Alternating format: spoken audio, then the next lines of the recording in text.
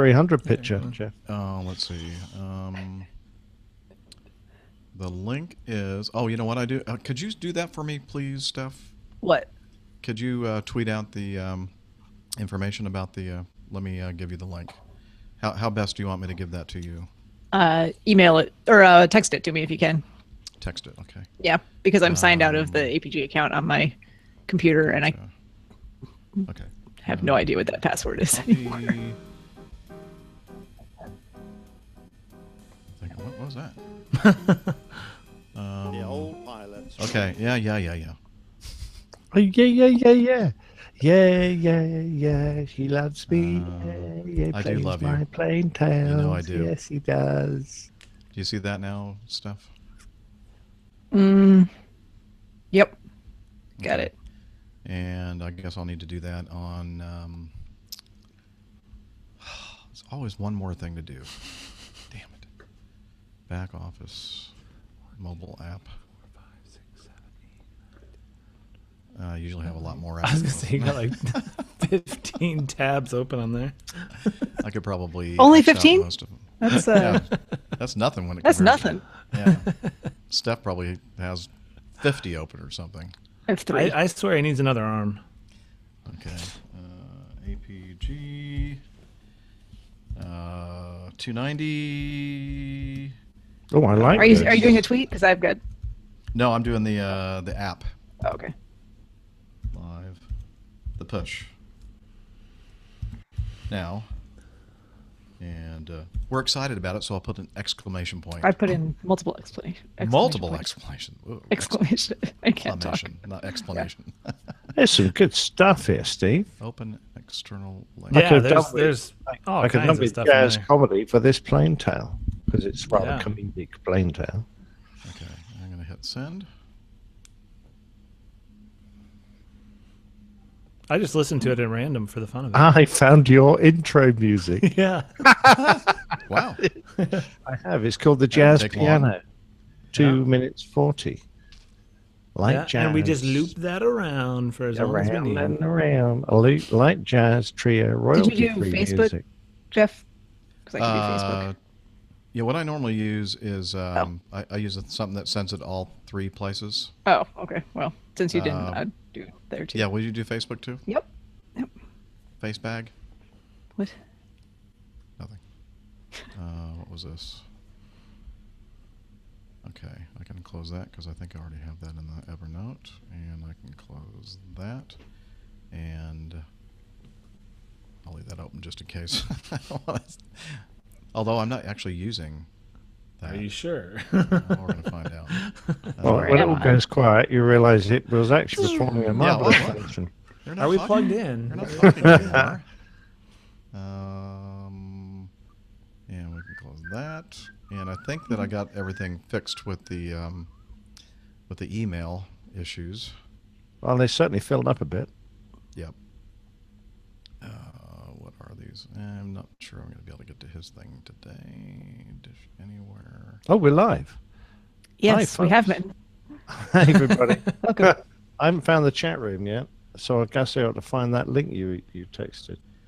Yeah, it's over there, and you see that? Yeah, I've got it. Thanks. Okay. And I need to update the one more thing. See, I told you, it's just like oh yeah, and usually I forget something, at least one thing, usually more, multiple things. Like Bob here, you know. Oh wait a minute, that's not your name. Bob?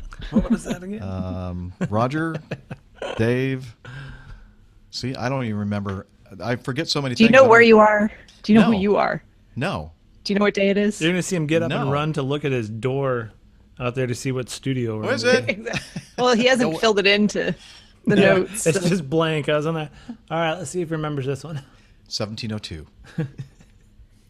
Yeah, who had to ask for it again after right after I told them? I was looking for cables, man. Okay. I was like, I'm oh, in I gotta call the music store. Hi, Mike. Hi, James. No, I'm not ready for Italy. I'm going to be a bit like Steph. I'm like going to pack half an hour before I walk out the door. At I this packed rate. like 3 hours ago. Oh, brilliant. Yeah. I've been sitting here while we've been, just shooting the breeze, trying to think if there's anything I've forgotten. I'm sure there is, but I thought Berlin has shops. Don't worry. yeah, it'd be What's fine. going on? It's not showing me. The Nev, normal- Here it good is. evening, Sir Nev. How is your castle tonight? Memorex. Wasn't that a brand of cassette tape? Memorex. Yes. I think so. Is it Yes. live or Memorex? Actually, That was do there. you listen to 20,000 Hertz, Jeff? The podcast. No, I don't.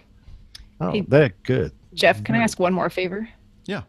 Can you update the link on the website? I just did. You just did. Okay. I was too fast then. Nope. Still goes to the. Okay, we'll see. Let me read. Hold on. I'm just going to refresh it. Yeah, refresh it because it should take you to. See, I'm going to try it right now myself. So it's a new Mine podcast. goes to the right one. Why does it? Oh, I need to pull this. Pop out chat. Pop out chat. Jeff, you need a headphone. It goes to the right one? amplifier. Mine goes. I have one, Nev, but I didn't know I was going to have a guest with me today. This was all last minute. Luckily, he I come with my own mic. has his own microphone. Not his own XLR cable, though, but luckily the hotel that he's staying loaned him a short XLR cable. Oh my God, I could just imagine me going up to the average receptionist going, can I have a short XLR cable? I know. She They'll was be like- like, they'll just look at you She like had you to have write down 3 X. eyeballs. She wrote down XLR. So what I do is I say, is your audio-visual person here? And then they understand the language. If you ask the front desk person for an XLR cable, they're going to go, I'm sorry, but we're not that kind of hotel.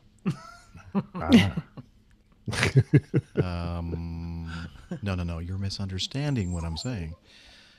All right, let's see. I need to get my Evernote folder right there, and then I need. Sorry, as usual, we're not quite ready, and we're trying to get this thing going so Steph can be with us for at least a few minutes before she's got to skedaddle.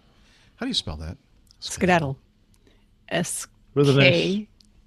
SK. Sounds like you're in What a do you know? What spelling bee. Skedaddle. Nick? Do you know where that word comes in the dictionary? right beside after. sympathy, probably. Got it. Ba-doom, bam. Okay. That's too bad. I don't have anything here. I can hit a button that says rim shot. Oh, wait a minute. I do. Wait, we did. Okay. Now I'm going to download this. Hopefully that won't take too long. Why? Put it in. Is it already in there? Just to make sure I don't. Which one are you looking for? This right here. A late night flight, please. A late night flight, please. No, I have a terrible British accent. That's not bad, actually. Yeah, if I closed my eyes, I would have probably You'd throw up. thought you came Close my from eyes. I think I'd throw one of the dependencies, perhaps Barbados. Oh, I'll take it. I'll take that. Close enough. All right. Yeah. All right. I'm going to go here to Dropbox. It's got I still can't upload get to the Dropbox. current. Really? Oh, yeah. Yeah, it should be there. APG. Use a different browser. You have a different browser? Yeah. It's annoying. Try that because it doesn't have anything current in it. Get rid of all my- APG, airlinepilotguy.com/live, I Live. think. No, it is. I know. That's Okay. where I was trying to get it. I was just trying to be helpful, but Thank you. that doesn't work out very well usually. Late flight, please. Okay, so that's there. Now, we go over here. And let me make sure that we're on that Wi-Fi. Okay, so we go over here. I don't see you drinking a lot of beer, Steve. We don't have any beer. What? We have nothing here. What? Nothing to drink. What? I know. What did Steve do apart from I get didn't an have time. XLR cable then? Yeah, that's what I'm focused on. Okay, okay, over here. So that. This is the weirdness of this thing here. Okay, so You need like 5 of these. Hmm? You need like 5 of these. yeah, you can have. I do. No, I don't. I have a tough enough time with the number that I have right now. Okay, import. Dick Bell. Hi, Dick. Hi. Dick's in the chat room. Oh, Oh, okay. should. Thought maybe Dick Bell was sneaking up Dickie behind Bell. Steve and I here. No, By the Dickie way, everybody, Bell. this is Steve. We'll introduce him formally when we start the show eventually. Steve, you may have heard of him. Steve Horn, Captain, Line Check Airman for a fine, what do we call your airline? Acme Junior. Acme Junior. And it was serendipitous that we ended up just like actually merging together in the concourse, really, right? Yeah. And I said, "What are you doing here?" He said, "What are you doing here?" I said, "I'm going to record a show." He said, "I'm going to record how I got here." Hi. Yeah, that fantastic segment that we have on occasion on the show that he does for us. We love it. Yes, it's awesome. So the FO this week. Today was his day 2 of flying. Period. At the Nice.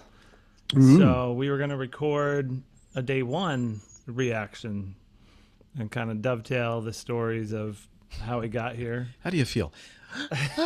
Probably overwhelmed, I would imagine. It was Do I still have a job? It's kind of cool. Yeah, no, he's doing Rockstar. I'm amazed at how well he is coming from Cessnas and Pipers and little stuff like that, and then all of a sudden jumping into a CRJ, and I'm like amazed at how well he's doing. So really good. I did have to tell him to breathe a couple times. Yeah. He's turning blue. Yeah. 200 don't feet. forget- All right, watch your glide slope. Watch your locus. Watch your speed. You're looking good. Okay, breathe. He starts laughing. The old pilot's plane. You just need to do what we do to our patients, just put up pull socks on them. Yeah. And then you can tell when they stop breathing, they're holding their breath. Beep, beep, beep, beep, beep. Okay, hey, Like, hey, take it up. continue to breathe. Don't hold your breath. Thank you. Thank you. Okay. Speaking of don't hold your breath. Don't hold your breath that we're going to be starting anytime soon. Okay, wait. I think we're actually going to be starting anytime soon. I think I have everything I need, and if not, we're going to find out. Are we recording? Do I need to press my record button anytime soon? Oh, yeah. So I do we need to pressed go over mine that? 2 minutes and Did you 30 guys do seconds ago. M4A? And, Yes, I figured it all mono? out. And it's all 128 kilobytes per second mono M4A. Okay. And you have the source is your It just says microphone USB advanced interface. audio device.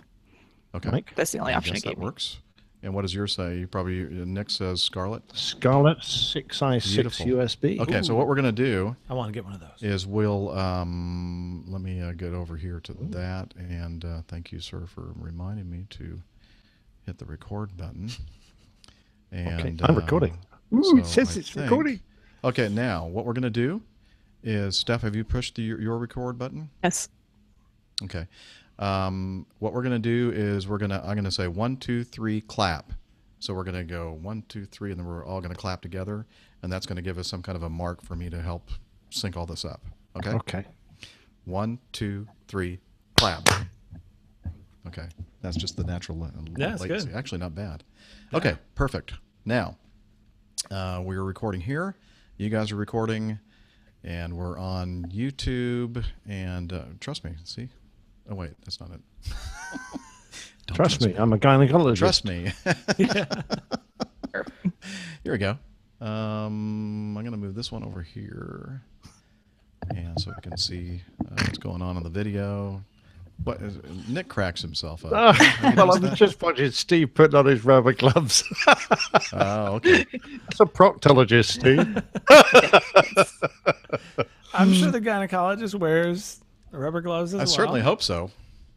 You would think so? I don't know. I I've think never. at this actually point been on it's the table. universal protections is what we call Yeah, I it. think Universal everybody personal does now. protections. Everyone puts on gloves for everything.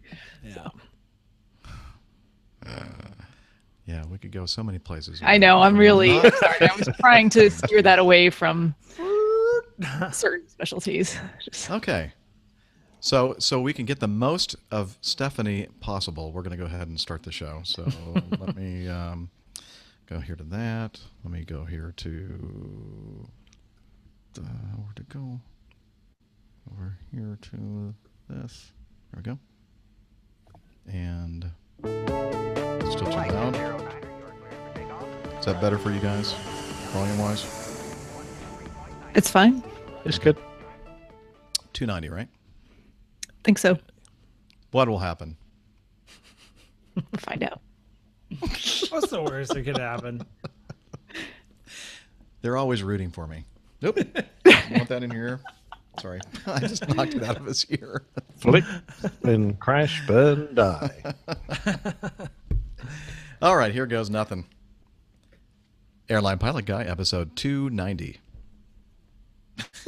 I can't tell you how many times that happens. I hit a little bit too high on the screen, and it goes to help, the help menu. I don't want the help. Well, maybe I knew. Did you need help starting the show? Help me. All right. Big giant. Yeah. Airline Pilot Guy, episode. Episode. All right. Episode. Make it so. Airline Pilot Guy, episode 290.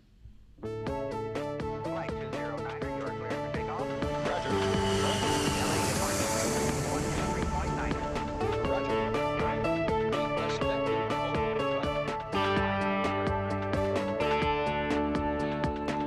Hello, you're listening to the Airline Pilot Guy Show, the view from our side of the cockpit door.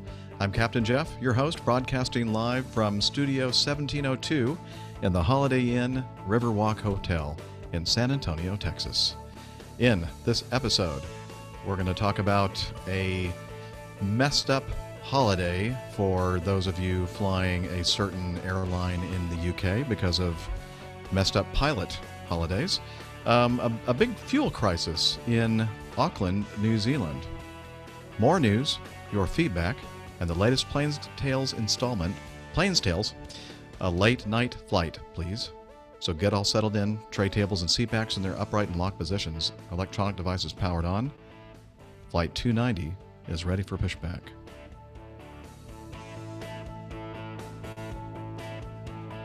Hello, everyone, and welcome to the Airline Pilot Guy Show, a place where we talk about aviation stuff.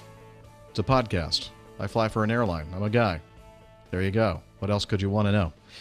And joining me from the Carolinas, she's not an airline pilot, but she is a commercial multi-engine instrument-rated pilot. Doctor? I led with that one first, Miss Steph. And she's a marathon runner, a skydiver, and the winner of the Miss World 2017 swimsuit competition. Did I mention she's a commercial multi-engine instrument-rated pilot? Dr. I'm just glad you. Oh, sorry. Steph. Got a little ahead of myself there. I'm just glad you managed to sneak that little tidbit in for this show about aviation, but the rest of it far more important. So, but we're going to find out later in the show how appropriate that little reference to the honorary Miss World thing is. Oh, really? We have a little, yeah. Okay. Looking forward to that. Yeah. Glad to see you You'll have guys. to listen after the fact. I think so. So good to have you with us, Steph. We'll talk to you in a moment about what you're about to embark upon. Mm-hmm. And also joining us, an Airbus wide-body captain extraordinaire over there in the UK. He's a professional photographer, former RAF and RAAF fighter pilot. Our friend Captain Nick Anderson. Hi there, Jeff. And yet again, another show. Oh, we're creeping up the numbers, aren't we? Great to be with you and Steph, and I can see a stranger. I see a stranger.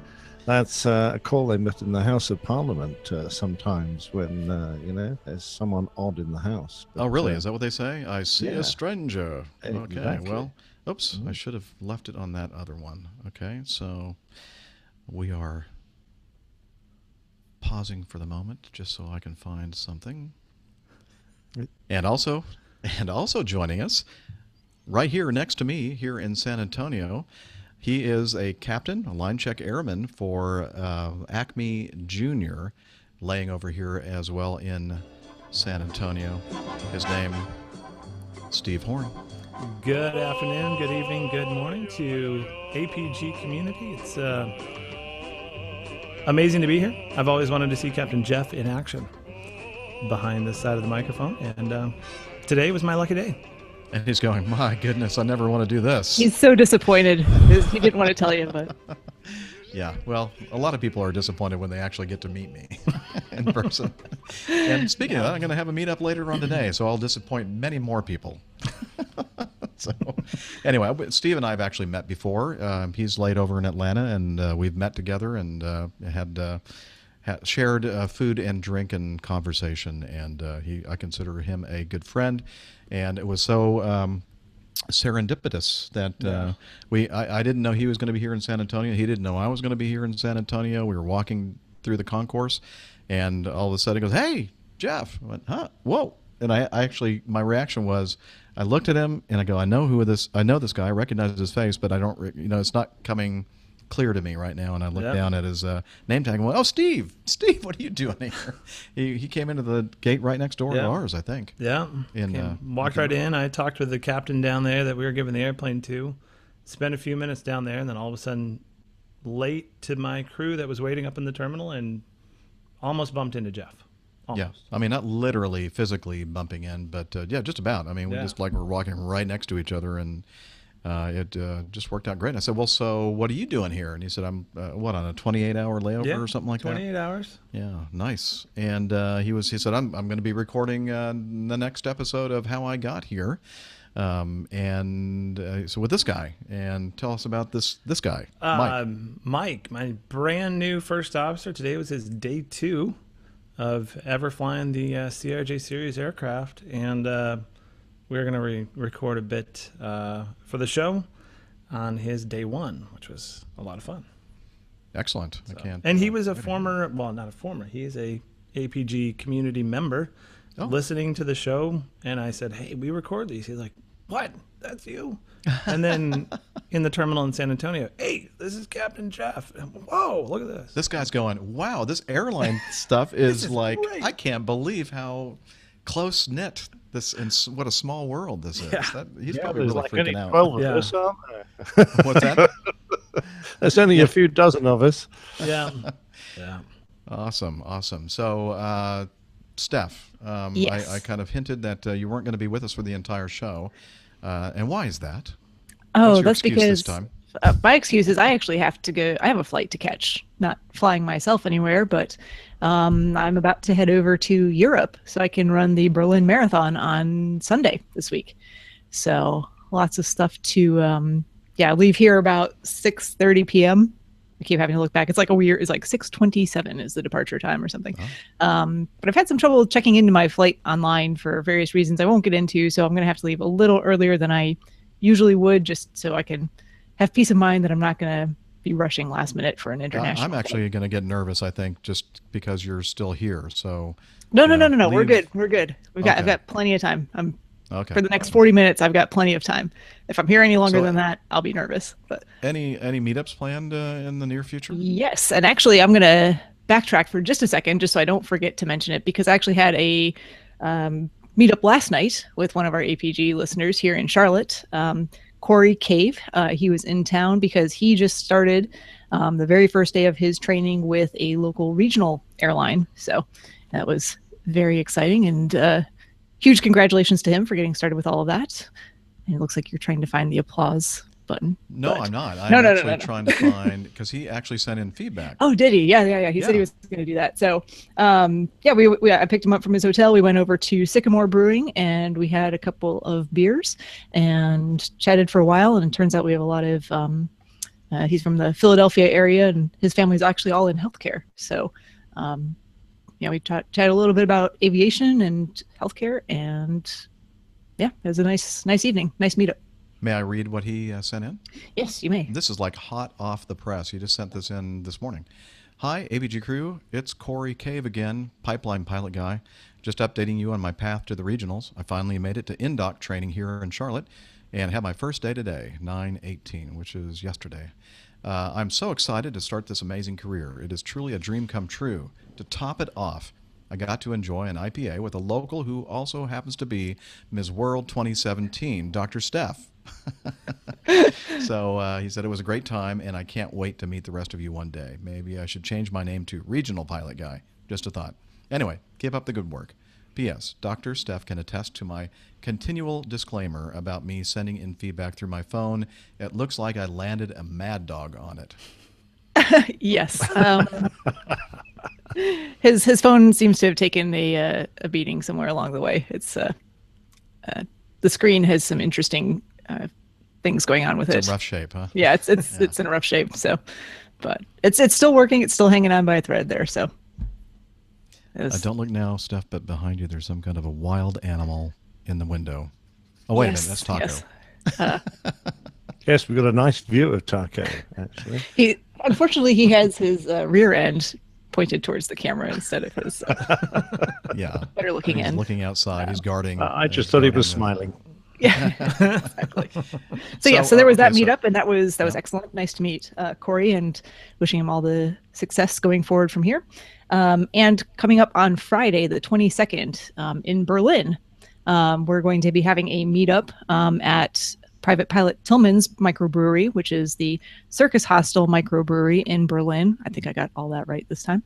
And you can go ahead and Google that for the website and directions. And he actually sent in audio feedback last week with all the directions and names of the local streets. So looking forward to that very much. I know there's going to be several APG community members joining us who have already verified that they'll be there. And hopefully, if you're listening to this now, we'll get to see you there as well.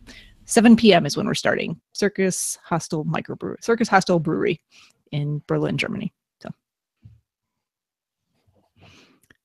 I envy you, Steph. That's going to be great. yeah, it's gonna be a good time. I'm gonna have to restrain myself just a little bit because, like 48 hours later, I have to run a marathon. So probably shouldn't partake of. Yeah. So no more than what, much 10 pints? alcohol. Yeah, 10 might be a good limit. Yeah.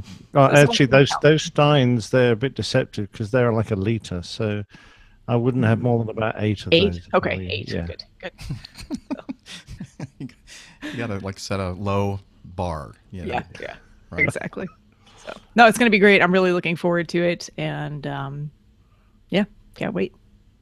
Well, it's a great city. You'll love Berlin. It's so full of character and history, and the people there are fabulous. So Yes. have a great time. Thank you. I will. All right. Excellent. Captain Nick. Yes, sir. What have you been up to? Let me think. I flew home from New York, I guess, where I had been recording the last show. It doesn't seem very long ago. No, it wasn't. I was in Grandma's house scratching around for some internet. It wasn't very good. I think Grandpa was probably stealing all the bandwidth on Netflix. But yeah, we made our way home, no problem. My first officer flew us home. Very nice guy. He was making me feel very jealous. He was talking about retiring at the age of 55 in like a year's time. So I think he must have some other form of income available to him. But I was saying, well, that's that's great. Wish I could. 55 seems an awful long time ago. Yeah. Wow. Absolutely. You say he retired at 55? Well, he's looking at it. He says he's thinking of retiring in a better year's time at 55. So That's nice. I'm thinking, yeah, that would be a very nice thing to be able to Mhm. do. So yeah, it was a sweet trip home, actually, very nice. And I've just had a couple of days home catching up. Had to bash out a quick plain tale, and it's not a long one this week, but hopefully it'll be fun. And I've got to do another one because I suspect the next show I'll be in Italy. Don't know if I'll be able to find internet. Hope I can, but otherwise you'll miss me next week, I'm afraid. Yeah, I think that. How long are you going to be on your vacation? Your Oh, it's holiday? only a week, so Oh, okay, good. yeah. Well, it'll probably be just towards the end of it if you have the show at the same time next week. If not, Okay. I'll be home. Excellent. And I know that Steph's going to be out all around the world the next, 2 or 3 weeks now? Yeah, I So- don't get home until the evening of October 1st. So Wow. because after Germany, I'm going to Japan because I figured they were, conveniently located next to each other in the world. Yeah, so why Steph, not just? You need to do some more research on the. Like only about geography. 7,000 miles between Yeah, them. they're not that far apart about the on globe. my little map here. Yeah, we I need just to buy kind a of, globe. eyeballed the distance. Who made your map? Well, Germany is G and Japan is J, and they're They're not close. that far apart. in the They're alphabet. relatively Yeah. close in the dictionary. Yeah, Right. alphabetically. sense. Yeah. So, no, that's a long story, but like I said before, I'm going to do some crew logs, so I will explain some of that if you haven't heard the story already. Oh, awesome. I look yeah. forward to that. Okay. Let's see. Oh, by the way, you'll notice that Dana is not here today, and he sends in his regrets for not being able to join us, but he is out there. What did he say? I'm unlike the rest of you. I'm working for a living. And so, you know, we all work for a living, of course, but he is out there on a late sign-in tonight, and or was it last night? Anyway, he's out on a trip, and he couldn't make it with us today. And but he did record a couple of responses to some of our feedback, so you will hear his lovely voice on our episode today. So you won't miss him too much. And let's see, had a meetup after the show in Little Rock last week with Landon. He drove all the way from Dallas, Fort Worth actually Dallas. I always say Dallas, Fort Worth because I'm so used to saying the airport, but from Dallas or somewhere outside of Dallas, drove all the way to Little Rock just to meet up with me. He has the APG syndrome pretty badly, I think. Yeah, poor guy. And he's a young man, and he is in the midst of getting some flying experience, etc. And I did record something with my phone, and it actually hit the record button, and it actually recorded. And so this might be a good time for us to listen to that. It's a quick one. That's what she said. And where is it? There. Yep. That's not loud enough. Captain Jeff here in Little Rock. Just finished recording episode 289. The reason why I'm kind of laughing a little bit is because Landon and I just recorded, well, we thought we were recording a little bit of audio, but it turns out that I forgot to push the record button. Anyway, over here in Little Rock, beautiful evening, great weather. Just recorded 289 in the room, got out here, walked over to the Flying Saucer in Little Rock and met up with Landon. And Landon drove all the way from Dallas to Little Rock with his girlfriend, and poor thing, I don't know what she had to put up with, but anyway, so she's here with some family or something like that. Yeah, and so we enjoyed some good beer and food at the Flying Saucer here on whatever the street this is, the main street, President Clinton Road or Boulevard or whatever it is here in Little Rock. And we enjoyed, as I said, some beer and good food and great conversation. I learned that Landon had a major milestone today. He took his private pilot written test this morning before he drove up here to Little Rock, and he passed. So, yay! I'm sure you hear the applause now. I'll put that in. There we go. Even Landon's clapping for himself. So anyway, Landon, what do you have to say? Just a great time meeting Captain Jeff here in Little Rock. I'd like to say to the whole community out there, if you have the time and you have the ability to make a meetup happen in your area, reach out, join the Slack team. We don't have Hillel in the closet right now, but he's out there. Hillel! Hillel, where are you? No, he's not here. He's out there. Get into the Slack team. You won't regret meeting up with anybody here. It's a great time. Absolutely. As I always say, that I'm always so excited about meeting the members of our Airline Pilot Guy community. Doing the show is a lot of fun, and being with our APG crew every week is just like being with good friends. But the best part of the show is actually the community. It's not really the show itself. And it's getting together with people like Landon and various locations, and just meeting the people that like to listen to our nonsense. And it was such a pleasure meeting up with Landon today. His goal is to become an airline pilot, like Dana and Nick and I. And he's on a great track. He's a young person, just finished his private pilot written exam. Next step is the private pilot check ride, and he was telling me about that today. And then on to commercial, and then CFI and all that kind of stuff. So he's got a wonderful journey ahead of him. And I was just so happy to be able to share that with him tonight. Yep, great to meet you, Captain Jeff. And so, as Landon said, anytime you're you know that I'm going to be somewhere, and don't be shy. Let's get together and talk airplanes and all that. So that's about it. Had a great time. I can't remember exactly how we ended that. Yeah. Did you hear the little back, somebody coming up to us and trying to talk to us in the background? Yeah. That was one of the street not vendor, but street Well, somebody was wanting to get some money from us. Let's just put it that way, right in the middle of that It's a record. good cameo. Yeah, I thought so too.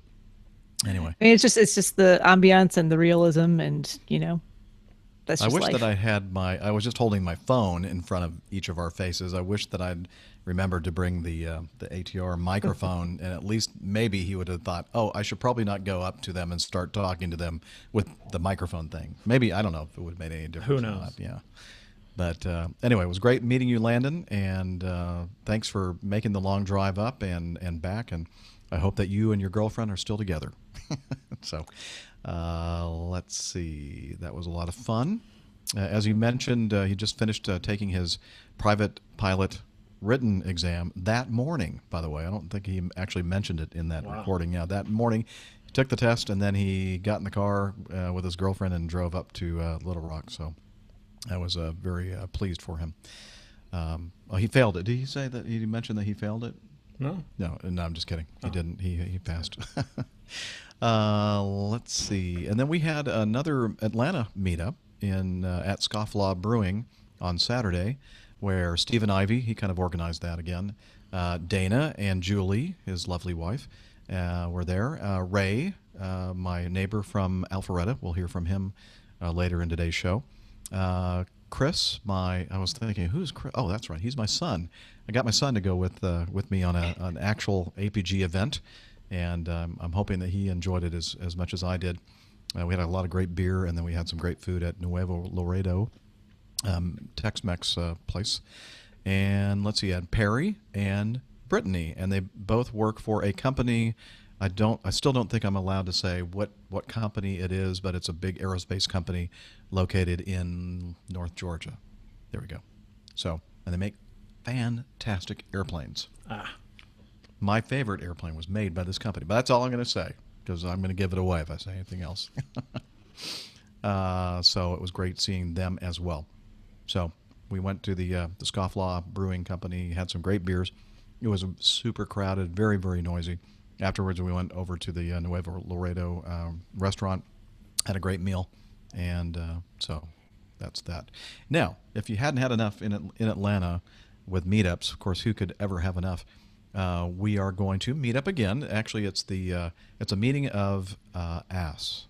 Let me clarify that. The Atlanta APG Sufferers Society, AASS, and I'm assuming that's pronounced maybe OS. I think OS. OS, Yeah, okay. it's actually an official subsegment of the APG syndrome. Oh, okay. Very Well, very local symptoms in the Atlanta area. it's going to be Going to call chaired. it arse. OS. Arse. Chaired by Dr. Well, ass is John better Brown. than arse. Pardon I me? mean, arse has only one meaning. At least an ass is kind of a horse. Well, Dr. John Brown, I think he is the honorary leader of Oz. Yeah, I'd say you could say that he was like one of the biggest. Oh, never mind. Just kidding, Dr. John. Please forgive me. Wow. And now he's not going to bring any more beer. I have a feeling. No, I can't wait to see him and his wife as well, Brenda. They are going to be in Atlanta for some kind of a conference, medical conference, I think. And so we're going to meet up on Friday evening in Atlanta If at it's the. arse, it'll probably be the proctologists, will it? It could be that conference, yes. Bring your gloves. You know, you get Nick started on OS, and he just can't let go of it. He can't help himself, ladies and gentlemen. His mind is just going. So anyway, we're going to meet at the 57th Fighter Group at the PDK Airport, Kilo Papa Delta Kilo, at 7, I believe, on Friday.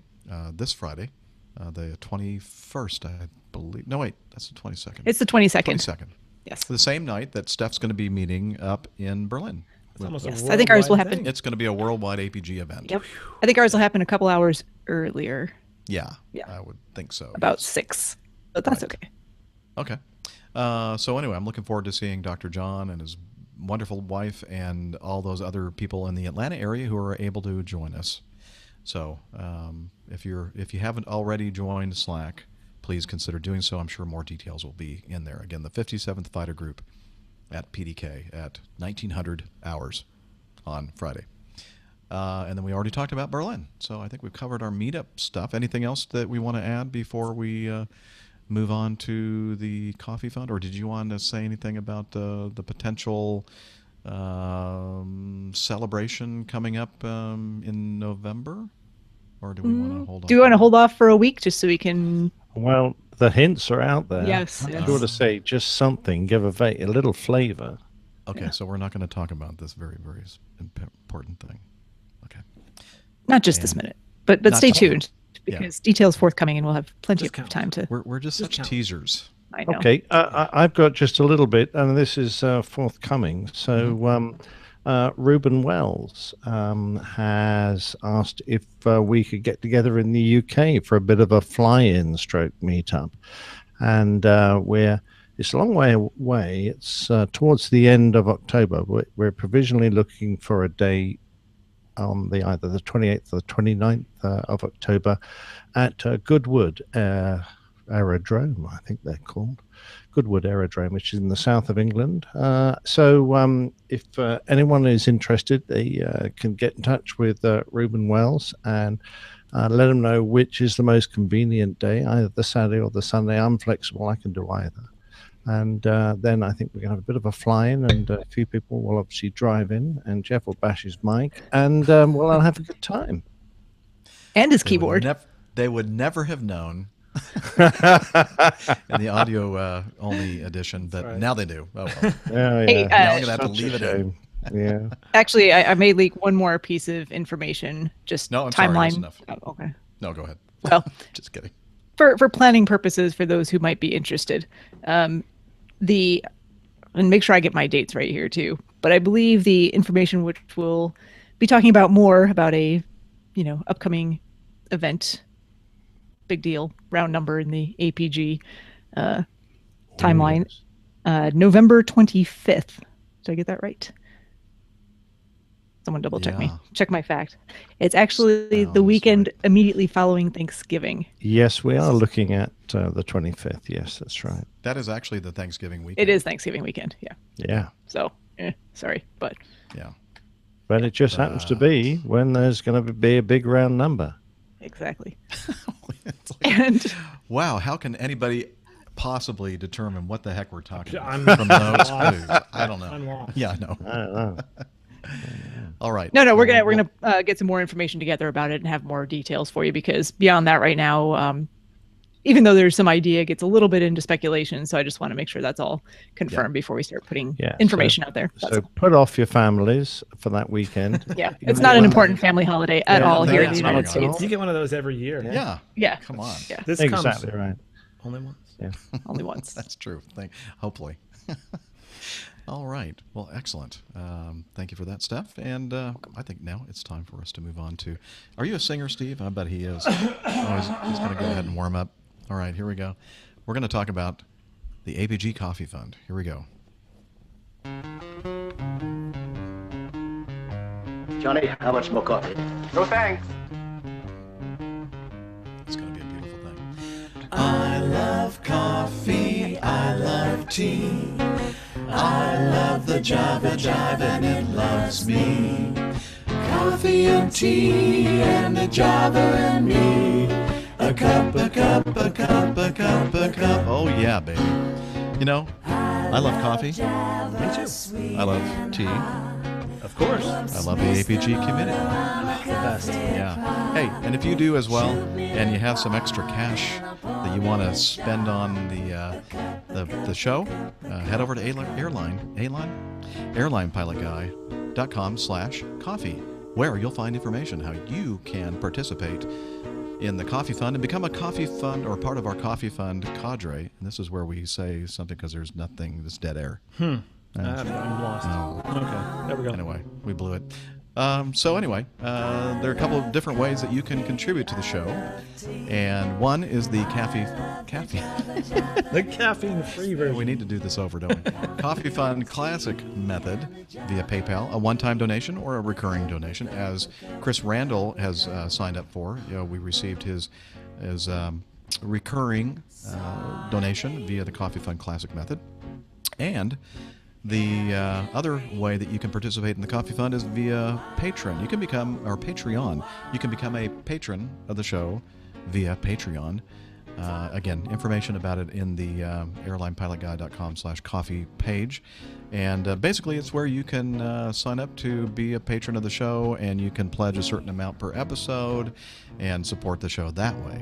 And either way, you will have access to the APG crew logs and some other behind-the-scenes kind of thing. But basically, we just hope that you'll want to do it because you want to ensure that this show continues to go on and on and on, like me going on and on and on every show. So, again, the Airline Pilot Guy Coffee Fund, airlinepilotguy.com/coffee. Thank you. I love coffee. I love tea. I love the Java Jive and it loves me. Coffee and tea and the Java and me. A cup, a cup, a cup, a cup.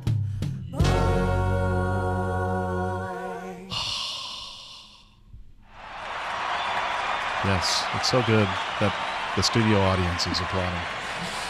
Rousing number. A rousing number. And now it is time for... Stand by for news.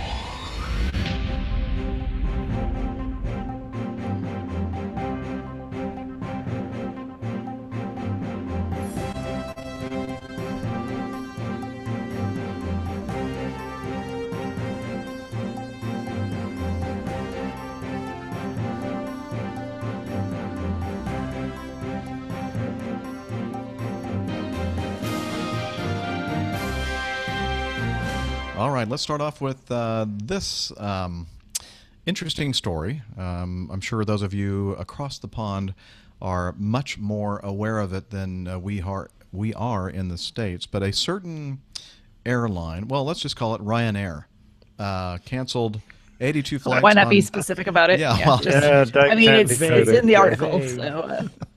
Let's just be hypothetically Ryanair canceled a bunch of flights on Sunday, and this is several days later now. I'm not sure how many canceled flights they're up to yet, because it says after admitting it had messed up. They probably used other words, but this is what was fit to print. Messed up the planning of its pilots' holidays. The budget airline said on Saturday, this previous weekend, that it will cancel 40 to 50 flights every day for the next 6 weeks. Marketing officer Kenny Jacobs said affected customers with bookings up to 20 September had been informed. We have messed up the planning of pilot holidays and we're working hard to fix that, he said. Most of the cancellations are due to a backlog of staff leave, which has seen large numbers of the airline staff book holidays towards the end of the year. The airline is changing its holiday year, which currently runs from April to March, to run from January to December instead. Ryanair said that the shift meant they had to allocate annual leave to pilots in September and October. So, I don't know, Captain Nick, you're closer to the situation over there. What exactly happened here? I mean, were they not tracking the fact that they were going to have to grant all of this leave to the pilots, or did they think that it was just going to go away and they were going to be granted some sort of concession or exception? Well, they have admitted, the boss of Ryanair was on the telly today, and he admitted that they had made a dreadful mistake, and with this leave allocation, because they had to get this pilot's leave done legally, it was a legal requirement. They were going to have to put these pilots on leave. And I'm thinking to myself, well, I don't think that's a legal requirement to have holidays. Our company buys back your holiday, and it could be quite lucrative. If you want to sell your holiday back to the company because they're short of pilots, you can make a nice, a few extra pounds out of it, because obviously you should be on holiday, but now you're going to go to work instead. So I have no idea. Perhaps it's some strange Irish law. But there is a lot of conjecture about the real reason. Now, it could be the fact that they have suddenly decided to reorganize the leave. They realized that there was a legal requirement and they had to give it to all their pilots, and all their pilots got on holiday. There are a lot of other people, particularly out there in the media, who think there are other reasons. And I was reading a report from a BBC, another very reputable news outlet here. Never heard of him. Yeah.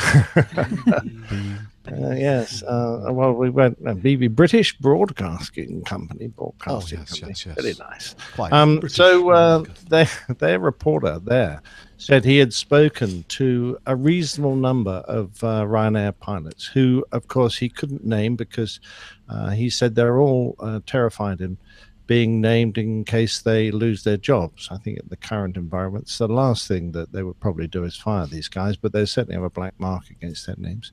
Anyway, the word on the street from these Ryanair pilots is that Ryanair is losing, they're leaking pilots very fast. They've had 140 leave very recently, and they're going to various other airlines. I think Norwegian was the big one. Yeah, Norwegian's one, and someone mentioned Go is another, who are offering excellent conditions in order to recruit these guys. So they're all bailing out of Ryanair. Now, why would they do such a thing? Is it because perhaps Ryanair has an appalling attitude towards their pilots and their management have continually turned the screw on their pilot workforce for many, many years? I don't know. But that seems to be the general feeling in the industry over here, and that it's an airline you go to if you're absolutely desperate. But certainly they have a shortage, an enormous shortage, and they've sort of left it way too late to actually do something sensible to try and fix the problem. And we're just going to see how badly it will affect them. It's going to cost them a lot of money, I think, in the long run, even if it's just in reclaimed tickets and compensation. In the UK, if it's a European law, I think if they cancel a flight within 2 weeks of you leaving, you're entitled to several £100s of compensation. And apparently Ryanair, you can go onto their website and get it. So let alone the delays that are occurring on other flights. But most people have actually booked flights for holidays and things, or they may even be over abroad waiting to come home from a holiday, and then now they're finding out that the flights they were going to be on no longer exist, which is for them a nightmare. I'm on a just speaking of the Berlin Marathon again. Some of the Facebook groups that I'm a part of for people who are running the race have been really, some of those folks have been really affected by this because they are traveling within Europe and have booked Ryanair flights, and they've already posted quite a bit about their flights being canceled. So hopefully all those people are able to make it to the race and get themselves rebooked somewhere. So yeah, So not a good situation. So. At Acme Air, I think it's a contractual thing. It's not a U.S. law thing for us. It's a contractual agreement. And when we are on vacation, we call it, or holiday, or whatever you leave, you may not volunteer to fly. Well, you may volunteer to fly, but they will not use you. You can't. They just cannot. No matter how much you beg to come in and fly the airplane, they'll say, nope, you're on vacation and we cannot award you any flying. We at this that's point a union thing, contractual thing. It's a contract for union contract that we have. Interesting. And even that could change, and I guess the ability to sell back vacation would be something that the union could negotiate in a future contract, but that is not the provision we have right now. So although there are I don't want to go into all the details, but there are things that we can do with our vacation time other than just use it flat out for time off. But in general, it's like one of those sacred things that if you have a week of vacation or 3 weeks or whatever it is, and something terrible is happening with your airline, you want to go in and volunteer to fly, you can't. It's just impossible to do. It's a contractual thing. Now, how about for you? We can't even get vacation time.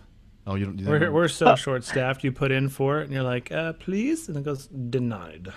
So I mean, like, don't they eventually have to give you vacation? What do they do? We have rest rules, for just the FARs being off duty, but then it just builds up and builds up and builds up. And contract about actually being able to take vacation time. Do you get anything for it? You can cash it out. Yeah. For monetary, but to get the actual time off right now. Yeah. I can't remember the last time I said, "Oh, please, vacation on this one." And So will it carry over from year to year as well? Up to a certain amount. Okay. Interesting. That is You'll have guys that are leaving the airline who will put on all of their vacation time as pay into the last month. wow. So they'll be getting A nice thousands paycheck. and thousands and thousands of dollars on just the vacation time after they leave the airline, which Boom. kind of helps Wow. when you're going over to another carrier. Right, and- yeah, because you're Yeah. probably going to start off at a lower salary. Yeah. Yeah, like maybe have some time bank it. gap in, Yeah. in between paychecks, I'm sure. Yeah, Well, but it like seems vacation, interesting that what's Ryanair have been offering their pilots, apparently captains, between £10,000 and £12,000 bonus for signing on to ensure that they will not leave the company for the next few months, just to kind of keep them on board. But in the typical way they've attached various caveats to it, some of which are quite hard to achieve. So, you think, oh, great, I'm gonna get a double pay this month. But no, there's all sorts of little sort of rules you have to be able to adhere to before that happens. And I was reading them. I don't have that article in front of me anymore. But you think to yourself, if they want to bring guys on and get them to sign on guaranteeing they won't leave the company in the next few months, then just give them the money. Don't hang all sorts of rules and regulations around it just to make life more hard and be able to claw some of that money back, perhaps. Make them But want it to is stay. that seems to be a sort of Ryanair thing. Well, I was going to say, interesting story. not it's certainly a difficult situation all the way around, and not something to really make light of. But if you want to see a little bit of a humorous take on this, if you're a fan of the Downfall parodies, for anyone out there who knows what I'm talking about, Oh, yeah. there's actually a Downfall parody about this particular subject that just came out, and I'm sure a Google search of it will point you in the right direction. So That's the it was one quite. where Hitler is. Yes, it's where Hitler's angry, and everyone's in the room and people leave, and and it was Never very seen any of clever those. and well done. Yeah, So it was very good. I saw it as well. Yes, yes. Definitely. I'll try to remember to put that in the show notes. sure, I think you would enjoy it. yes. So, and unfortunately, I probably need to head out Aw. momentarily. I'm sorry. I know. That's okay. I do know there is a piece of feedback in the current folder for me from the Flying Kiwi from Lucas. If you want to hang on to it, I can do what Dana did and record a response Yeah. to that, and good. I'll try to get Perfect. that to you before next week's show. So, Okay. sorry, Lucas, we know we have your feedback, and I will get that answer to you. Excellent. That's a great idea. Okay, let's do that. Okay, Thanks, Steph. my pleasure. So, Have a great time, Steph. Run well you. in the marathon and enjoy that beer. And we're very jealous. yes, well, I'm looking very much forward to all of it, and I can't wait. And yep, time to go catch a flight. So, All right. Have a good one. Don't See drink ya. any beer. Cheers. no, flight. never. All right, bye, y'all.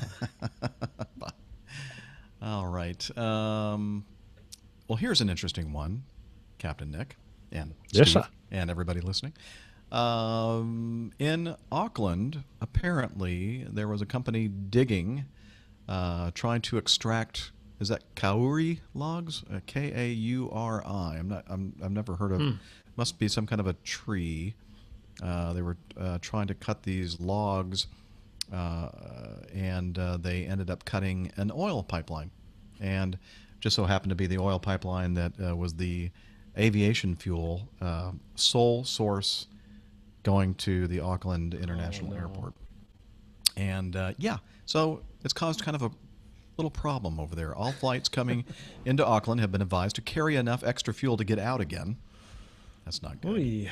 And long-haul flights are being redirected to refueling stops at other New Zealand or international airports.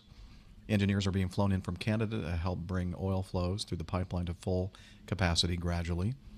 And they said that it could take 10 to 14 days to restore normal supplies.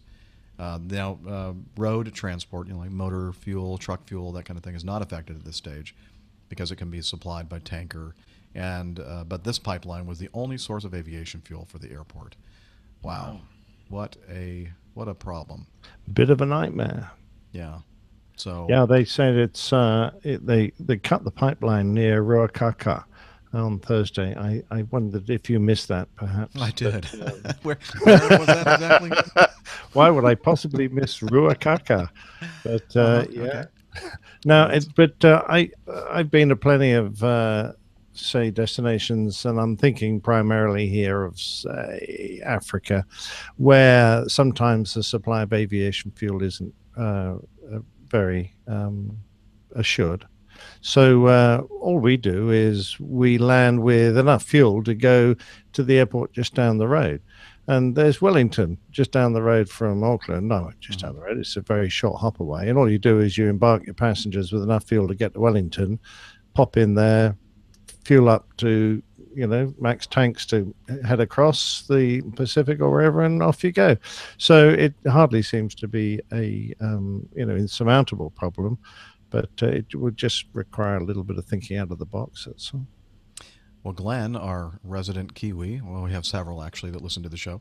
He's in the chat room right now, and he's saying, yes, that particular type of tree log, that timber is very expensive. So it must be something, valuable to dig up, apparently. So Yeah, I wonder if that's Kari. maybe it is seems Kari. to be because I where think my I'm trying to father pronounce lived, it like a Hawaiian name, but it's not Hawaii. So yeah. There's a lovely hardwood, very tall trees. It's a kind of a redwood that's in Australia that was near where my father lives. That they used to have vast forests, and they used to log that, and they made them into sleepers for almost the entire of the Indian railway system. They used to pave the roads in London. Piccadilly was paved in this wood. Which is a remarkable wood because it is almost too hard to cut, and it is impervious, got oil in it, so it won't rot. And it starts off red, but it turns a beautiful silver over its life, and it is the most gorgeous wood. I wonder if it's the same species or similar. But anyway, that's a complete a complete sideline to where we were going. But yes, it's lovely. I guess if I'd been thinking about it, I could have been playing that in the background. But yeah, you should have done. Right. But they were Tell saying us more about that wood. Yeah, The wood there. No, they can't. Okay. They can't park tanking ships near Auckland. You can't get to it. You can't provide aviation fuel by ship, which you can do at a lot of airports. I know some of the American airports. They keep their tanks topped up by parking tankers right next door and just feeding straight in. But apparently they can't do it at Auckland, so they're a bit stuck there. Well, I hope that they get that pipeline fixed quickly, and I know that this is probably not having a positive effect on the airport. Well, if they're getting the operations. Canadians in, it'll probably be fixed toot sweet. There you go. Those Canadians, man. Yeah, the French Canadians would be fixed toot sweet. All right. And then finally, the last thing we have in our news folder was put in there by, I didn't put it in there, so maybe you did, Nick. Did you do this? Well, I just dropped it in there because it just annoyed the hell out of me. I'm sorry. Well, tell us about this. What are we talking about? Well, it was in the Daily Mail, and it went flashing around the internet, and everyone's going, "Oh my God, look at these airplanes! They nearly collided." Now you'll have to go to the show notes to see the picture, but it just so happens that some gentleman was lying in his backyard, not far from London. And he picked up his camera and took pictures of an aircraft or of aircraft in a holding pattern. It just so happened that one crossed over or under the other at the time he took his pictures. Now, because he's taken these pictures with the telephoto lens, and it appears, it visually foreshortens distances, a telephoto lens. And you can't really judge the distance anyway because you don't know the specific sizes of these two different aircraft. They look very close. So this is the heart-stopping moment. Two passenger jets appear to have come perilously close as they have prepared to land. Wow. Absolutely. Wow. I mean, how they didn't hit each other. And of course, you go through this dramatic article, and then right at the end it says, a spokesperson for Virgin Atlantic, one of the aircraft involved, said the aircraft were absolutely safe at a regulated distance of at least 1,500 feet apart, and at no time was safety compromised. But that's the last thing you get in the entire article. Which completely negates the entire article preceding it. They probably didn't want to put it in at all. Yeah. Well, I guess we got to do it. We won't have anything unless we... They had to say that. It's just a classic, and I'll tell you what, those two skippers of those airplanes probably had to go, and phone calls from their company saying, "What the hell happened in the hole today?" Blah blah. There's this big thing in the news, and they're going, "What? I'm on a day off. I'm tired. What's going on?" And it's all something about nothing. There you go. Well, the way they're lined up in this picture, they didn't nearly collide from this angle. They're on top of each other. They're one and the same. It's amazing there wasn't a fireball. Oh my! Those people, close. So close. Those are probably drunk pilots. Must have been. Oh, I'm bound to be. Yeah. Must have been. Okay. Heart-stopping moment. Heart-stopping Astonishing moment. set of photographs. Yes. After doing one circuit, they circled again, and this time they crossed paths virtually on top of one another. Yeah. Well, we owe a debt of thanks. Those are a debt of amazing gratitude pilots. to Chris Hine, age 70, in his garden in Byfleet, Surrey. Exactly right. We wouldn't have known No. if he hadn't. No. That, and I'm sure he has some good photos of chemtrails. Yeah. All right, let's move on to the best part of your show, or our show, or whoever's show it is, your feedback.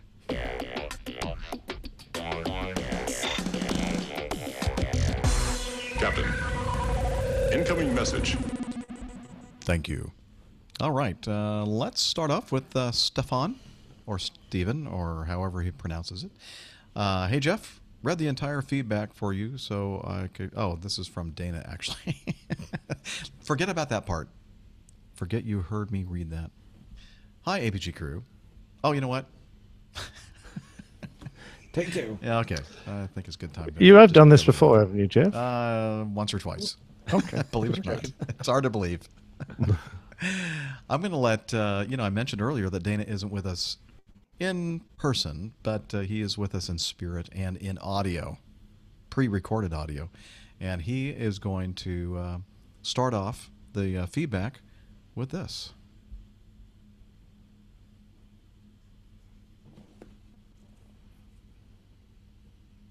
I guess, but I'd like to help out with some of the feedback. So here we go. Thanks for a great podcast which makes the commute to work so much more fun. My name is Stefan, and I live in Sweden. I'm not a pilot, but work in the IT industry. In my spare time, I fly the PMDG 737NGX in level D simulations. Also the 767 Microsoft Flight Simulation X, the Steam edition. I've always wondered if I would be able to land in a real 737 or 76 simulator. Here is a video Lucky Flight Simulator got to a chance to land in a real 737 simulator. I think that video will be probably available in the show notes. I'm sure Jeff will make that available. And there's the video. What do you think about home flight sims? Are there professional airline pilots who fly PC simulators on their spare time? Well, Stefan, thank you for the feedback and the two questions here. I would believe that you'd be able to, even with just a little bit of coaching, be able to land any type of full motion simulator. The big thing is you probably have the basic instrument scan and the basic skills down and understand how the aircraft flies. So just with a little coaching, and the big difference would probably be the feeling of the motion. But I believe with a little practice, a couple times around the padding, you probably be able to be successful landing in the 7.3 or the 7.6 simulator. The nice thing about simulator is just that. It just simulates. It's no risk to you, body or harm. So it's certainly, there are avenues in which if you really wanted to try it, you could certainly look up flight safety or a couple different ones that I can't think of off the top of my head. Maybe the crew can help out with answering that. But certainly there are opportunities for you to actually do that if you want to. Also, what about home flight sims and professional airlines pilots who fly PC simulators? I'll be honest with you, Stefan, I used to be an avid flight simulator guy up until I got into the regional business. And when I got to the regional level, I decided that when I went to work and flew, that was enough for me. I came home and wanted to spend my time enjoying other things other than flying the simulators. I will say this, though. I felt as though it was an excellent building tool. Helped me with my instrument scan, helped me build my skills to eventually become a professional airline pilot. Now, I do know some other friends of mine that do still use the simulators. So it's all personal preference, but it's what you enjoy when you get off of work. A lot of airline pilots own their own airplanes, so there's no reason why guys and girls that are pilots doing it for a living that are not doing it if they choose to. So thanks for the great feedback. I know it's not a podcast without your great feedback and taking the time to write into us. We certainly do appreciate it, and thank you very much for listening. Hope everybody has a great day. Bye-bye. Well, thank you, Dana, for chipping in on that. And I do not have any experience whatsoever in PC simming. Have you ever ventured into that, Steve? When I was back in flight school, I would do most of the time in instrument training. I would have a flight sim on my computer in the dorm room in college, and I would do, a cross country prior to doing a real cross country in the airplane, and actually have the charts and everything, and you kind of knew the frequencies that you were coming up on and the VORs and the airways, and that's when we used real charts and real VORs and none of this GPS stuff.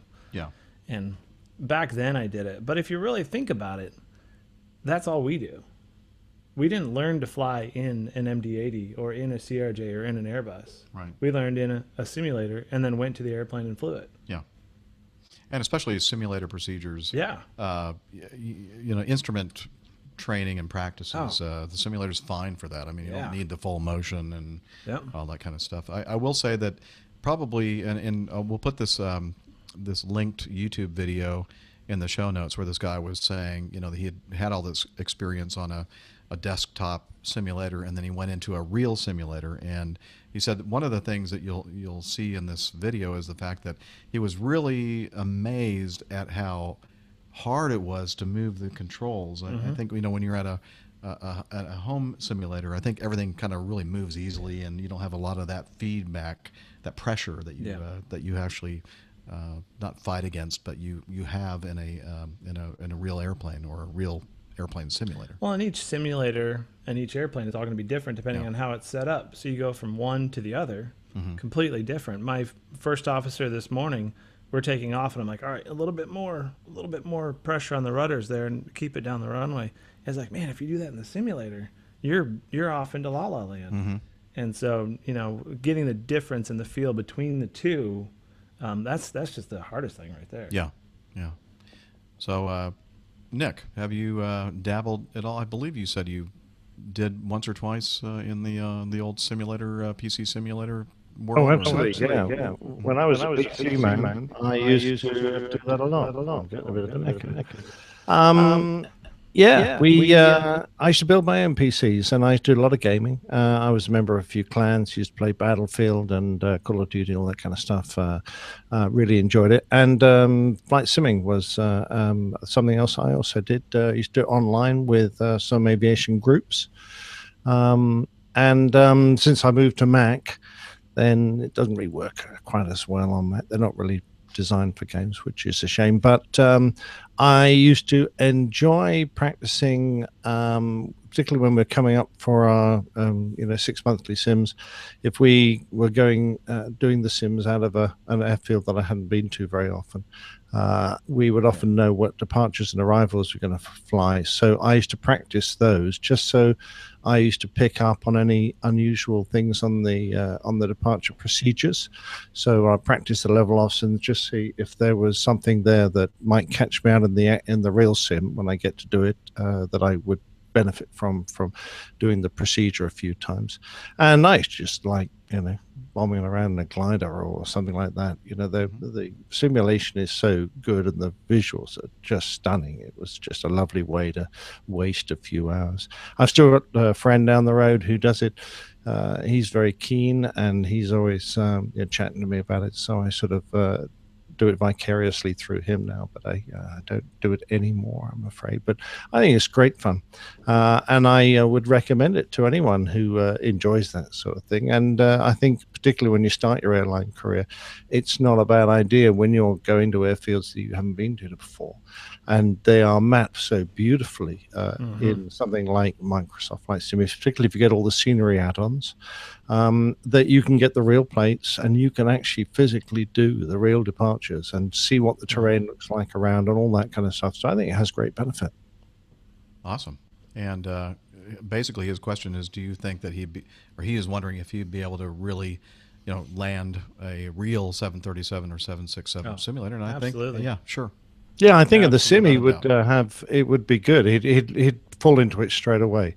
Yeah. The real aircraft is a different matter, and the only reason I say that is because the main difference between the real airplane and the simulator Steve has already alluded to. It's the mental factor. You've got a real airplane around you. In the sim, there's no jeopardy. You can walk away from it, and you can let it crash itself, or you can crash it. It matters not. But when you've actually got a few hundred tons of airplane and passengers and all that pressure, commercial pressure, and the pressure of actually physically putting it on the runway for real, that is such a different mental game to get yourself into. That's the difference. Although I must say that it is possible to crash a simulator. And I don't mean just simulate an airplane crash while you're in the simulator, but actually mess up the simulator. Did you knock it off? Yeah, I mean, I've heard stories where people have done such a bad job that they actually took the simulator out of service for a while. Oh, I love it. Yeah. Excellent.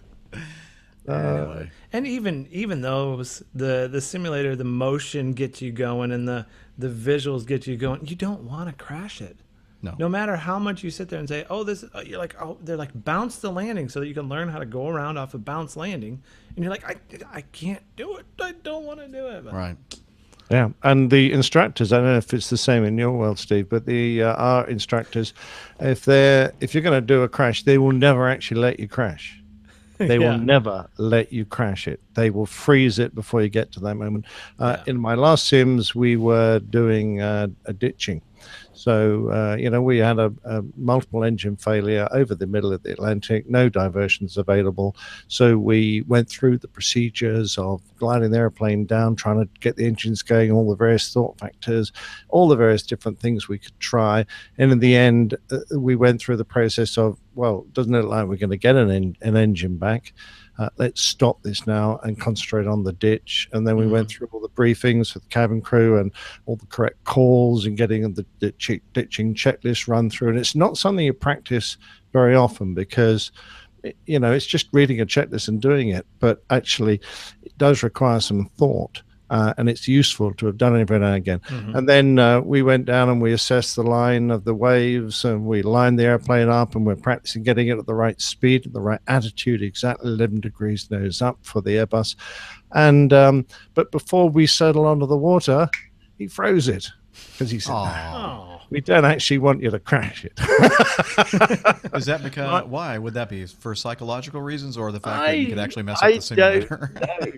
I never asked him. I should have asked. I could probably break the simulator for a while. If you do it hard enough. Yeah. You guys sound like you work too hard in the sim.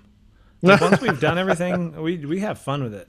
Like, we've still got a couple hours to kill here, and we've already done everything we needed to. Oh, Steve, if we had 2 hours of spare time left in the sim, we'd have a ball. But every minute is full of something. It's very rare to get spared. We've got a little bit of built-in time to do some repeats on a few things. And when I was almost ready to upgrade, I was paired up with a very, very senior captain and a very, very senior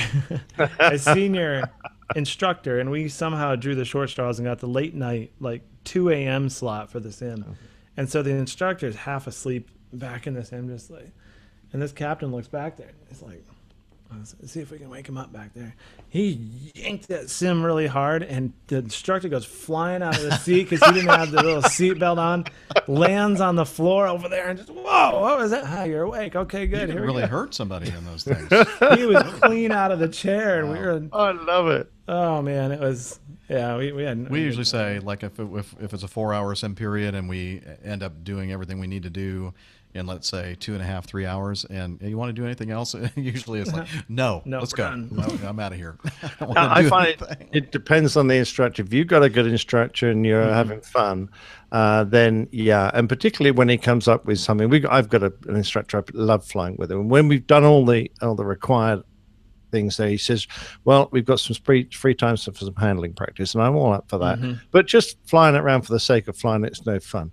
So one of the scenarios he sets up is, all right, you're on this runway at JFK, I want you to get airborne, I want you to do a turn, and I want you to do a roller on this runway at LaGuardia, and I want you to turn again, and this time do a roller at Teterboro, come straight off Teterboro and go into LaGuardia. Then I want you to come round and fly across Manhattan. I want you to do a roller off Central Park. And he has this whole scenario, and if you fly it right, and he tells you what sort of speeds and where to hold your flat, because you're not certain how much time you've got between each one of these actions. He just says, okay, just go to 1,000 feet and flat 2 on this one, and then you put the gear back down, and then you're back in. It's just so much fun. And then slowly as you're going through this profile, he's increasing the crosswind and lowering the cloud base and making life just a little harder for you, depending on how well you're getting on. And it's fantastic handling practice, great fun, and you come out of it at the end of it, thinking, oh, that was brilliant.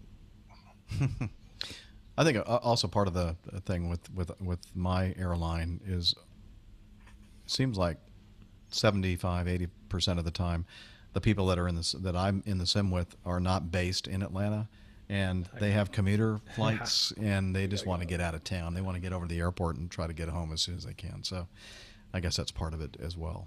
But yeah. Anyway, yeah, we get that too, and I've been on those dreadful sims that start at 2 a.m. and finish at 7 a.m. or whatever, and they're awful. So yeah, I'm the same, Steve. Sometimes I just want to get out of the box. I've had enough.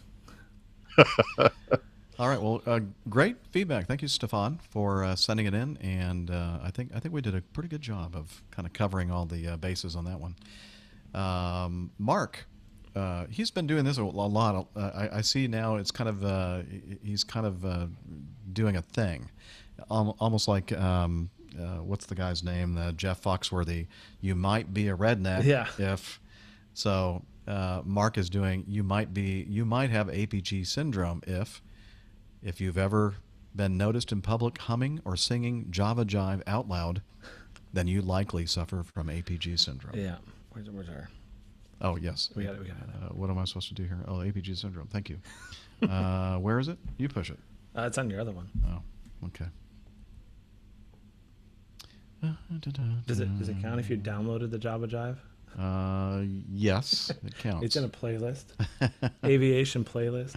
Right. I should probably do that. That would be kind of cool. All right. And I know that many people have asked for that. So, thank you.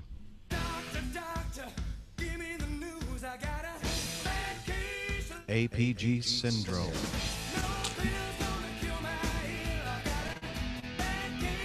APG syndrome. Thank you, Mark, for that. And I know you've done it before, and I have a feeling we're probably going to see some more of those from him. So thank you.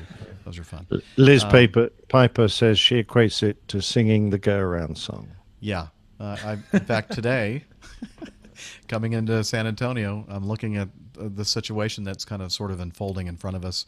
There's a citation out there that I don't know where they were going, and they didn't sound very confident in what they were doing here. And I'm thinking, it was the first officer's leg, but I'm thinking, yeah, I'm wondering if we're going to have to go around here. So I start thinking about, what we're going to do in the go-around procedures, and then, of course, inevitably. Thought of the song. You can always go around. I'm doing a terrible job with that. Where is it? Right here. I was on the wrong key. It's close. Coming down.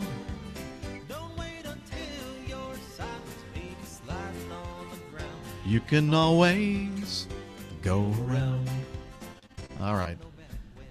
Christian writes in. He's here in Toronto. Yeah, up in the Great White North. I'm a newcomer to the podcast, having first joined around 282. I'm loving it.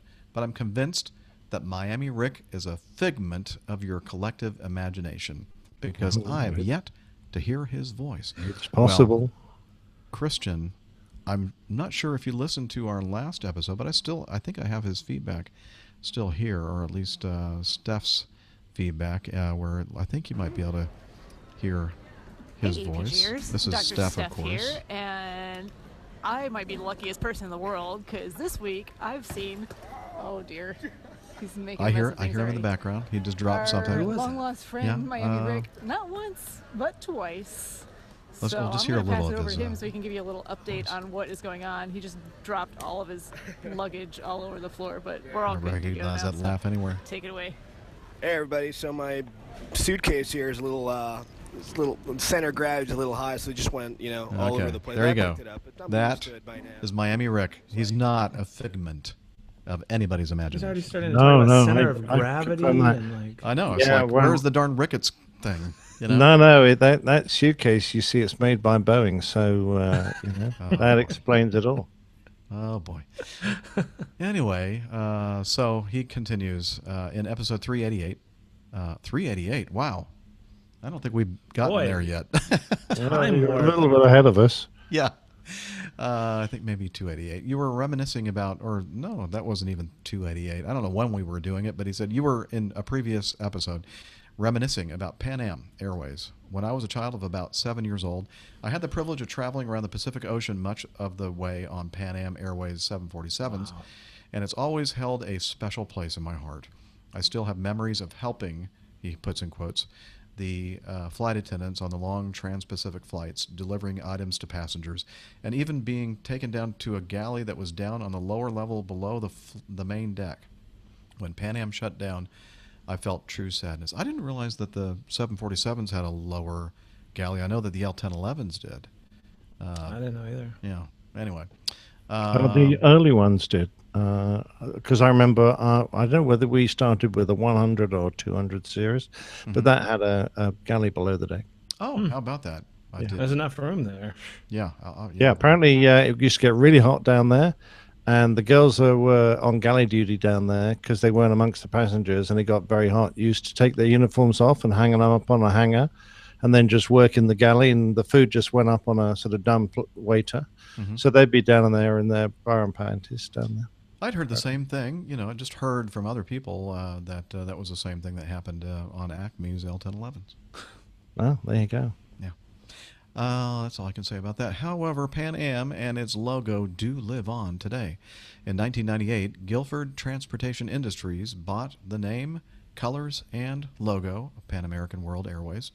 Pan Am Railways operates out of North Billerica, Massachusetts today, with engines painted in the deep blue with the Pan Am Globe logo applied to them. And he sent in some links to pictures of this.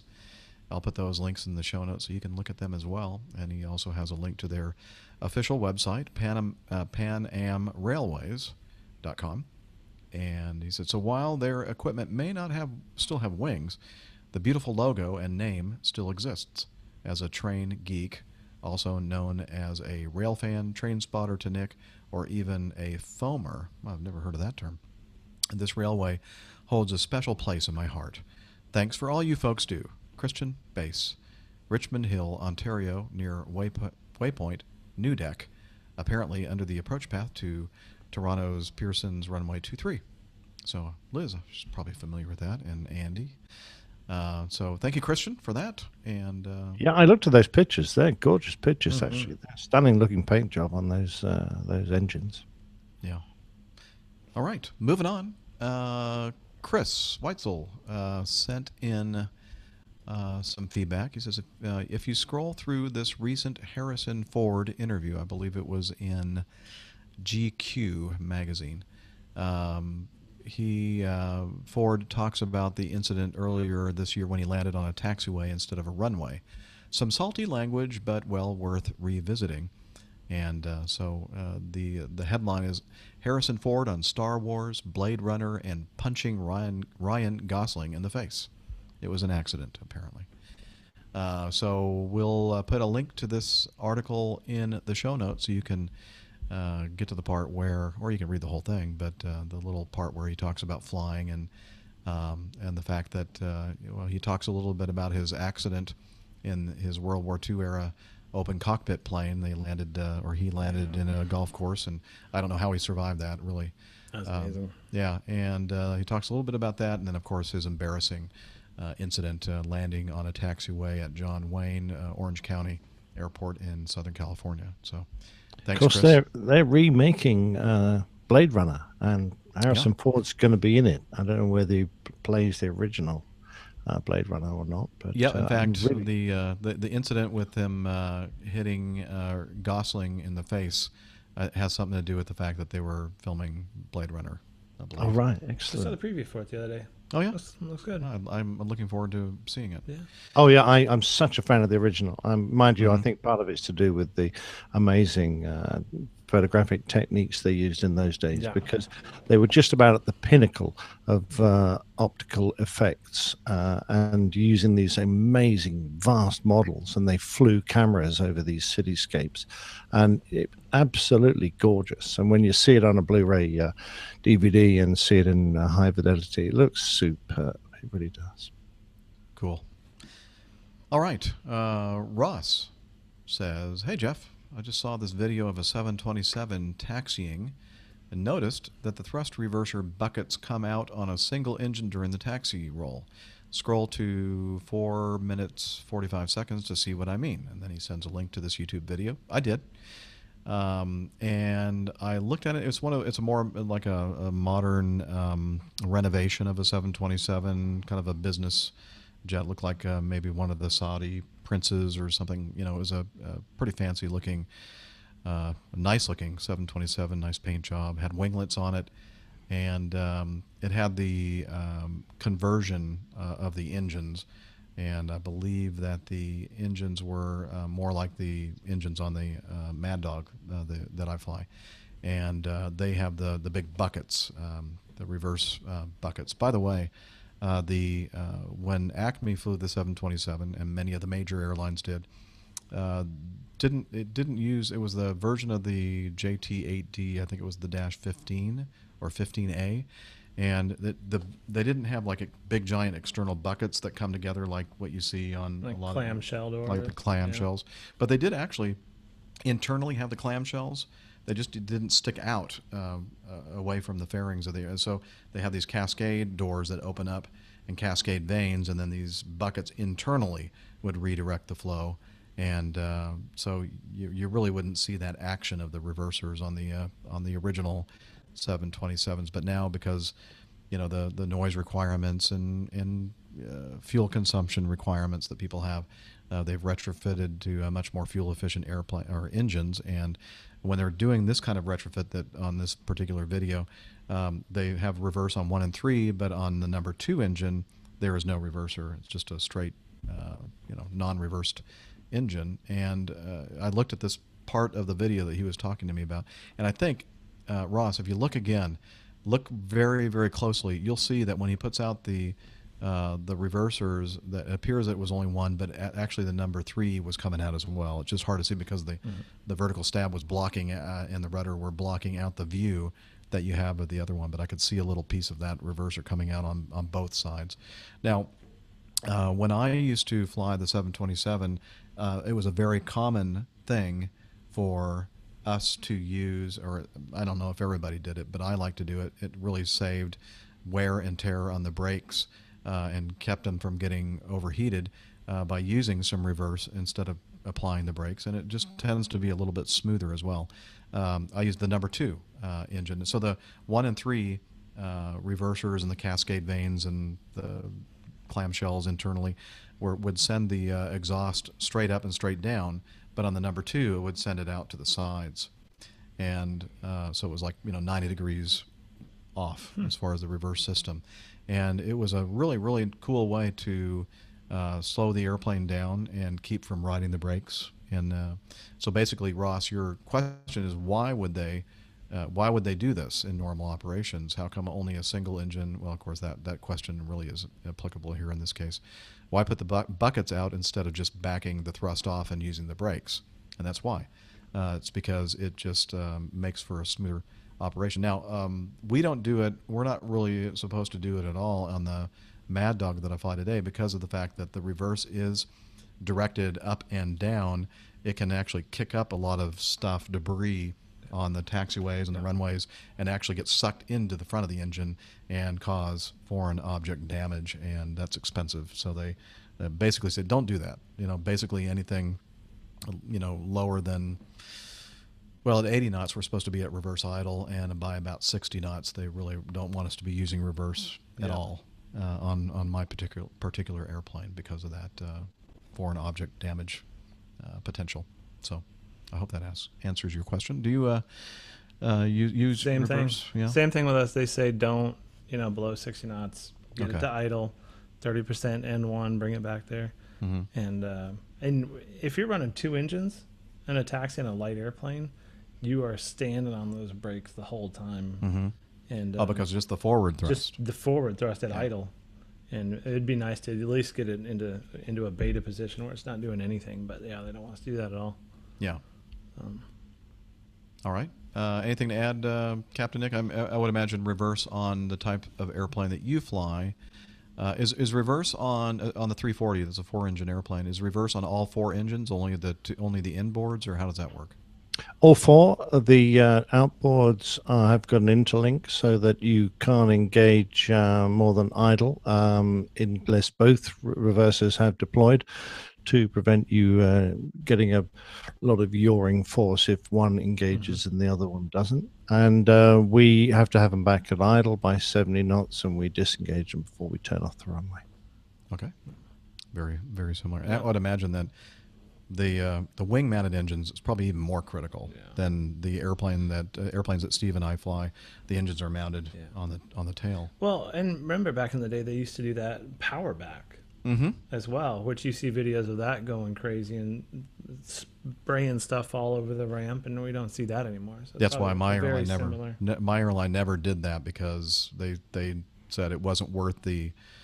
You're saving some money here, but you're also causing more engine damage and spending money there. So they said, no, we're not going to do that. All right, good. Thank you, Ross, for that. Liz, have you ever heard of this young lady up in Canada, Toronto? I know it's Canada. I'm sorry. She sent in a piece of feedback with a link to an article about Ericsson aero tankers. They retrofit airplanes to become fire aerial tankers, and I guess they ended up, Ericsson's bought several used MD-87s. You can't buy a new one these days, and apparently they were issued a supplemental type certificate by the FAA for this operation. I guess they mounted a like an external tank in the below the fuselage, just forward of the wing root, and that's where the fire retardant material is dropped. I don't know if it's stored inside the fuselage and it just comes out from this external tank, or if it's just all contained in this external tank, and it really doesn't matter in this case. But there's a picture here in this article where it shows and basically, by the way, the MD-87 is pretty much the same as an MD-88. I think the only difference is maybe some of the avionics inside the airplane. But they have the gear down. So you've seen the aerial tankers, the 747, and the DC, more commonly the DC-10s or MD-11s, dropping bunches of fire retardant. And maybe even some of the older airplanes like the Mars, Martin Mars seaplane. But you never see the gear hanging down. Well, on the Mad Dog here, the gear is hanging down, and Ericsson has petitioned the FAA and say, hey, can't we do this? And won't you sign us off to be able to use 40 flaps, but we can keep the gear up? And I don't know what, maybe because of fuel consumption, or maybe if in this picture there's a lot of fire retardant kind of spewing back and getting probably all over those. That can't be good on those tires. yeah, it doesn't look like it would be a good thing.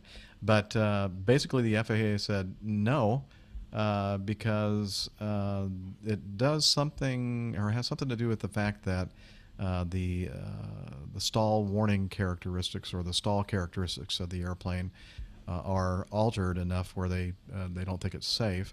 One of the people commented on the article. Let me see if I can find this comment. Yes, this gentleman's name is Bean or she. Here's the bottom line, and they linked to the actual document that the FAA put out regarding this fire tanker conversion on the 87. The EAT MD-87, as modified with an external tank, exhibits unfavorable stall characteristics in the flaps 40 landing gear configuration. The petitioner proposes no additional design mitigations to enhance safety and aid the pilots, such as low-speed alerting prior to the stick shaker stall warning. Airspeed call-outs are not adequate. Pilot call-outs can easily be missed due to other distractions in a high workload environment, such as aerial firefighting. Furthermore, training requirements to not propose additional means for maintaining operational airspeeds. And I think I think Dana also kind of threw in some his 2 cents worth on this, and we'll get to him in a second. But and maybe he mentions it in his feedback. Let's just listen to what Dana has to say about this. Hello, everyone. This is First Officer Dana.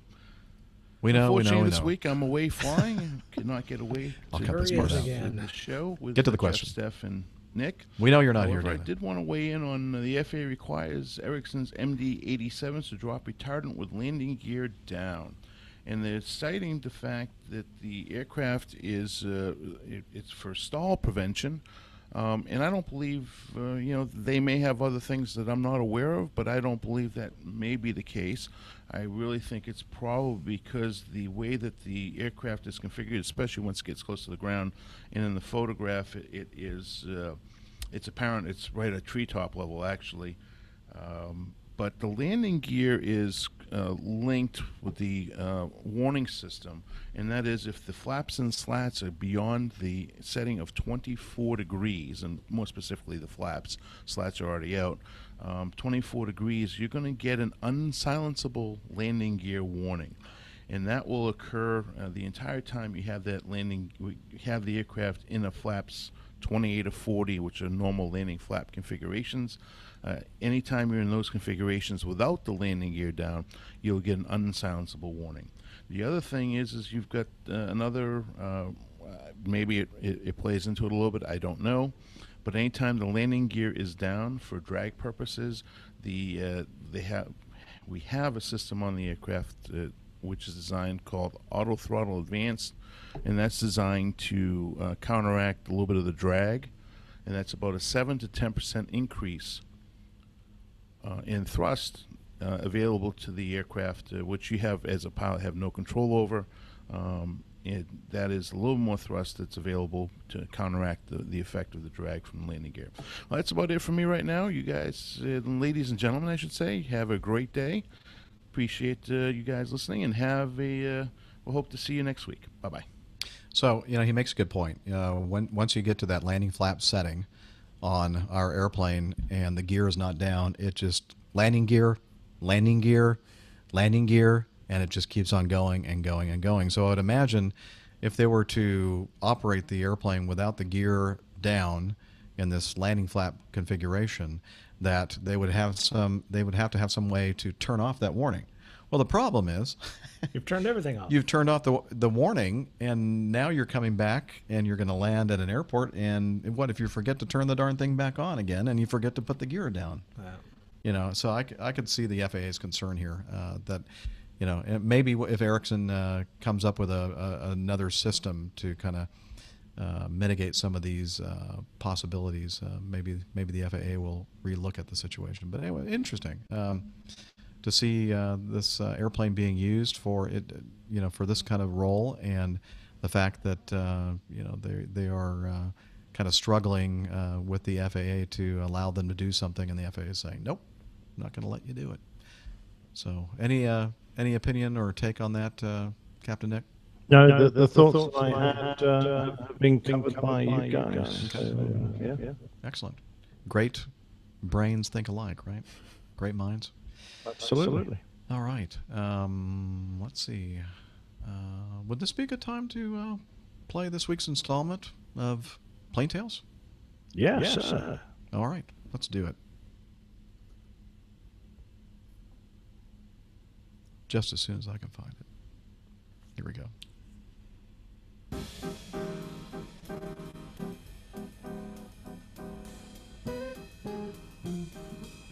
The old pilot's plain tales.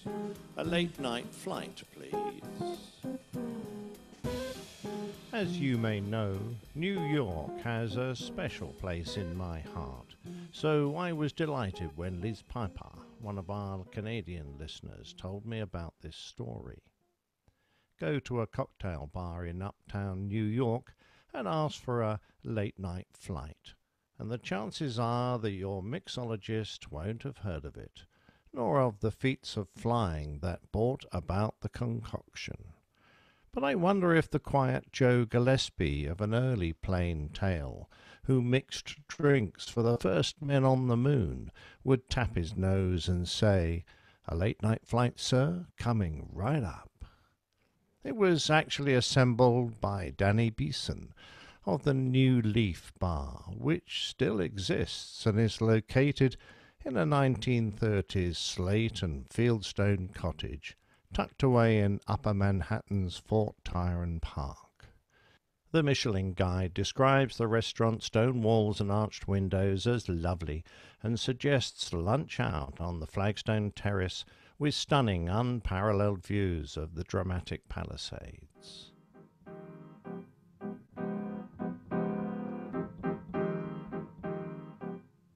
The late-night flight cocktail consists of half an ounce of Couleur, 1½ ounces of vodka, half an ounce of Chambord, 5 blackberries, 1 egg white and a dash of simple syrup.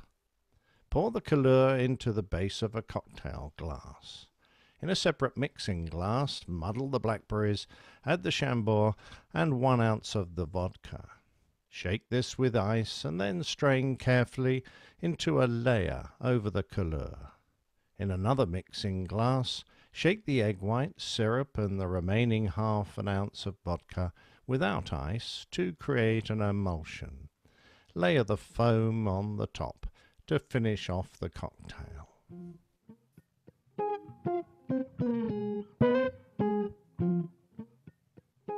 The origins of the drink go back to the 50s, 1956 to be precise, and an unremarkable New York steam fitter called Tommy Fitzpatrick, who was drinking in a bar on St. Nicholas Avenue near 191st Street. Fitzpatrick was from a generation of hard-working, hard-drinking men who had fought in a world war.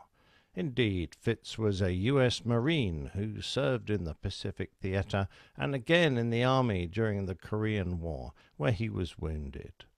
A native of Washington Heights, he now lived in New Jersey, but still hung out with his old friends. Fred Hartling remembered Fitz well, as he was a friend of Fred's older brother. He recalled that he was a charismatic, adventurous type, who would butter up his mother to let him sleep over at the Hartlings' apartment and convince her to let Pat go out to the bars. Tommy had his crazy side, he said. The whole group of them, my brother's friends, were a wild bunch. It was the end of a night's drinking. Indeed, it was now in the wee hours of September the 30th that the wild bunch left a tavern to head home. No one is quite sure how the challenge came about, but a bet resulted. As they weaved down the road, Tommy bet one of his drunken buddies that he could get back to the bar from New Jersey in only 15 minutes. Of course, the journey was impossible, even by car on the quiet streets of the 1950s, so the bet was eagerly accepted. Tommy, however, had a trick up his sleeve, and in a classic hold my beer moment, he travelled quickly out to Teterboro Airport. It was here that, after the war, we believe he had learned to fly.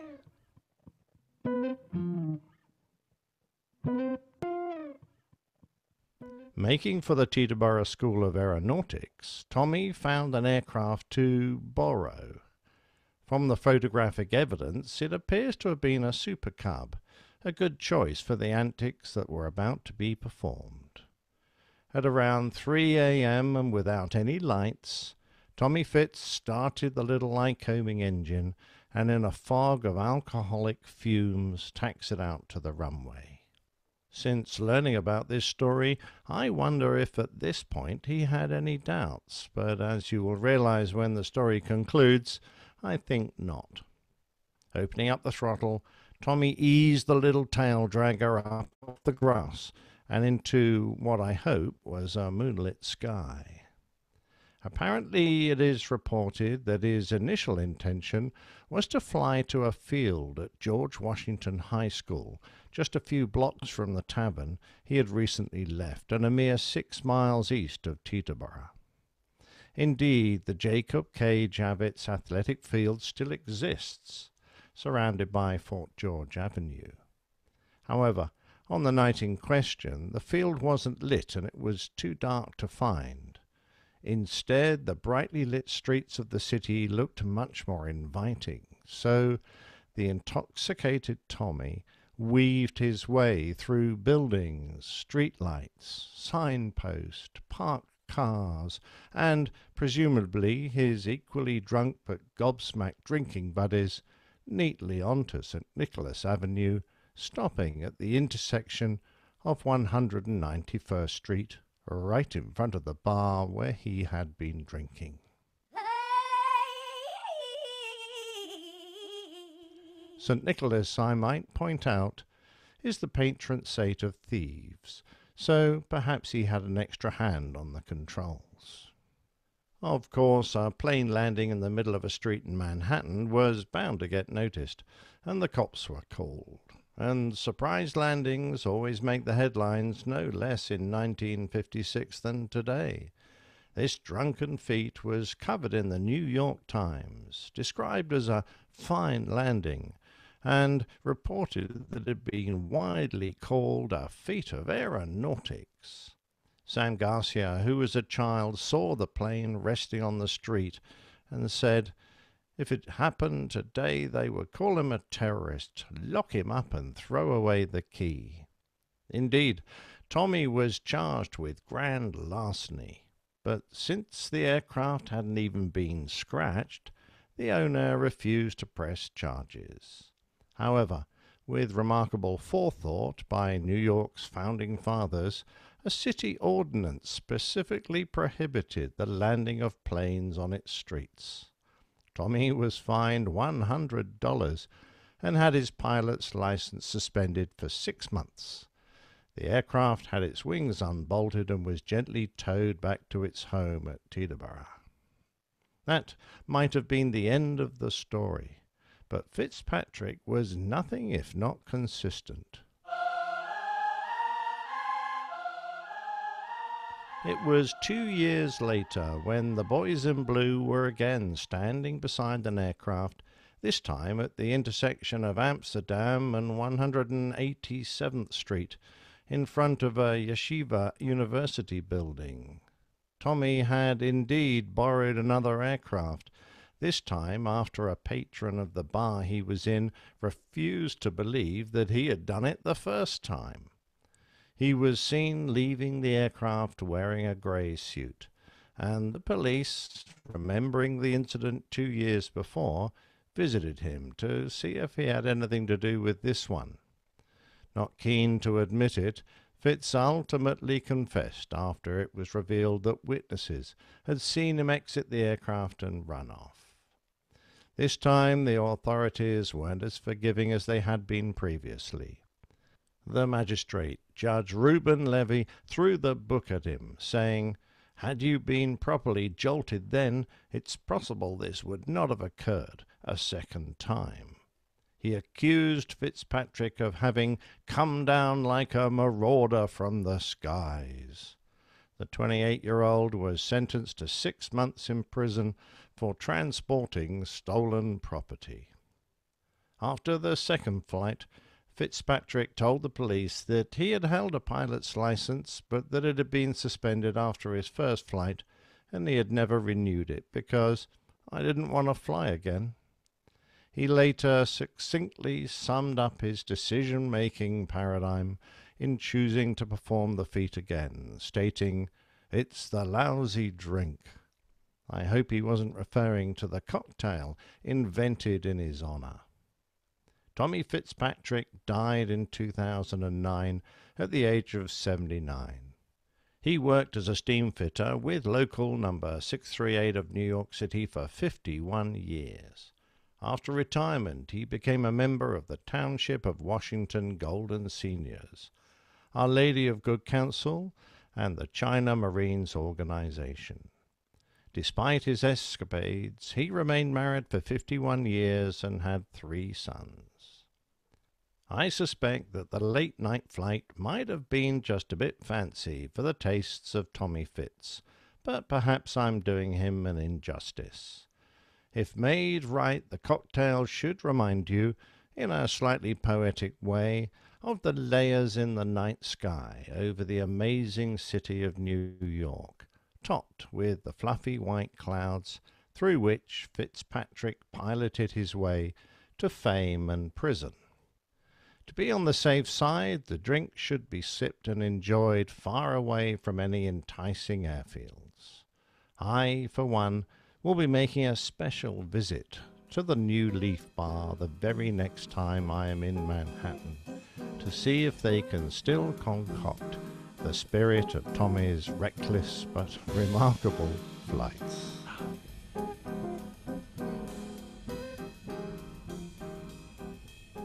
What an amazing story about that drink. Amazing. The fog lifter. Yeah. Or the Tom Collins. What was it? Fitzpatrick. Fitzpatrick. Yeah, that was. No, that's Irish how you coffee. eat oysters. Oysters, Fitzpatrick, isn't it? Or is that Kilpatrick? I don't know. That was amazing. Amazing. I love it, isn't it? Liz seems to find these. I've dug up a few myself, but that was a cracker. Thank you, Liz. Yes, a fog cutter. Thank you, main man Micah. Straighten me out there. Well, I've had a few of those. I had them. I had a few in Singapore. I went to Raffles to have a Singapore sling, chicken sling. Yeah. But they were renovating the long bar, and I couldn't get in there to, that was just I thought, what, nah. So I ended up on the rooftop bar in the Hilton, and the guy said, I've got a much better drink. It's called a fog cutter. And he said, if you can get through 4, we'll give you a free one. That's why I had 5. So how was the fog? How was the fog after that one? I can't remember. I couldn't see any further than my hand. That's fine. I was I with a Marine? I was with. Oh boy. Yeah, I might have been with a Marine actually when I was doing that, which might explain it all. Yeah, that explains a lot, actually. Yeah. Yeah. The Marines know how to put them down, that's for sure. Yeah. All right. Excellent. Thanks again for that fantastic plain tale, sir. And let's continue. Our accuracy rating apparently has just taken another ding. Oh. We were just finally emerging above 50%. Turns out that Breaking records. Yeah, really, for our record. Paul in San Diego says, I was listening to a previous but recent podcast and believe near the end someone said United Airlines didn't fly Chicago O'Hare to Miami and American Airlines was the only carrier in the market. That maybe have been the recent past, but it is incorrect. UA currently flies 2 to 3 flights per day, almost all with mainline equipment. Forgive me if I heard it wrong. I don't know who said that. I didn't say that. Don't know enough about any of that to say that. I wonder who did. Maybe did Dana say something like that, or maybe staff. I don't know. I'm pretty sure that Nick wouldn't have made that kind of claim. I wouldn't have had a clue. So me neither. So Paul, yeah, if we did say that, our apologies. We are now corrected. We all sit corrected here. And Of course, it might have been we just don't like United Airlines and we didn't want people to fly with them. I don't. Was that it? that might be it. Was You that know, the there's reason? another podcast out there, Aviation podcast, that constantly talks about United Airlines and how great they are. Oh, right. Opposite okay. of that, actually.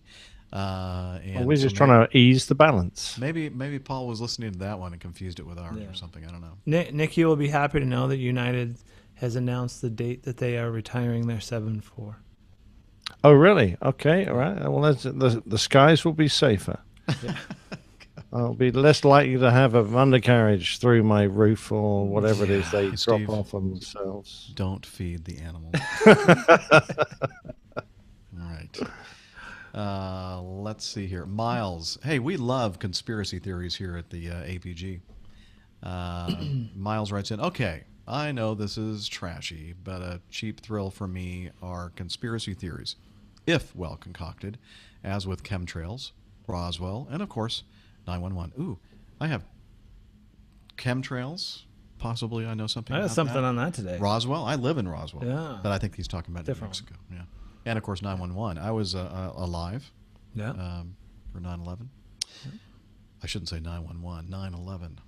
On the podcast, The Conspiracy Show, quite naturally, 9/11 conspiracies are brought back up, and one in particular, one I particularly point out was fascinating. Can the FAA or any outside source actually take control of an airliner as part of the conspiracy story? I will spare you about the conspiracy debates with bringing down buildings, which are fascinatingly well conceived. Okay. Well, I'd say, Miles, you need to get a hobby. No, I'm just kidding. Like we have. Yes, podcasting. You need to start a podcast. That'll keep you out of trouble for the most part. And I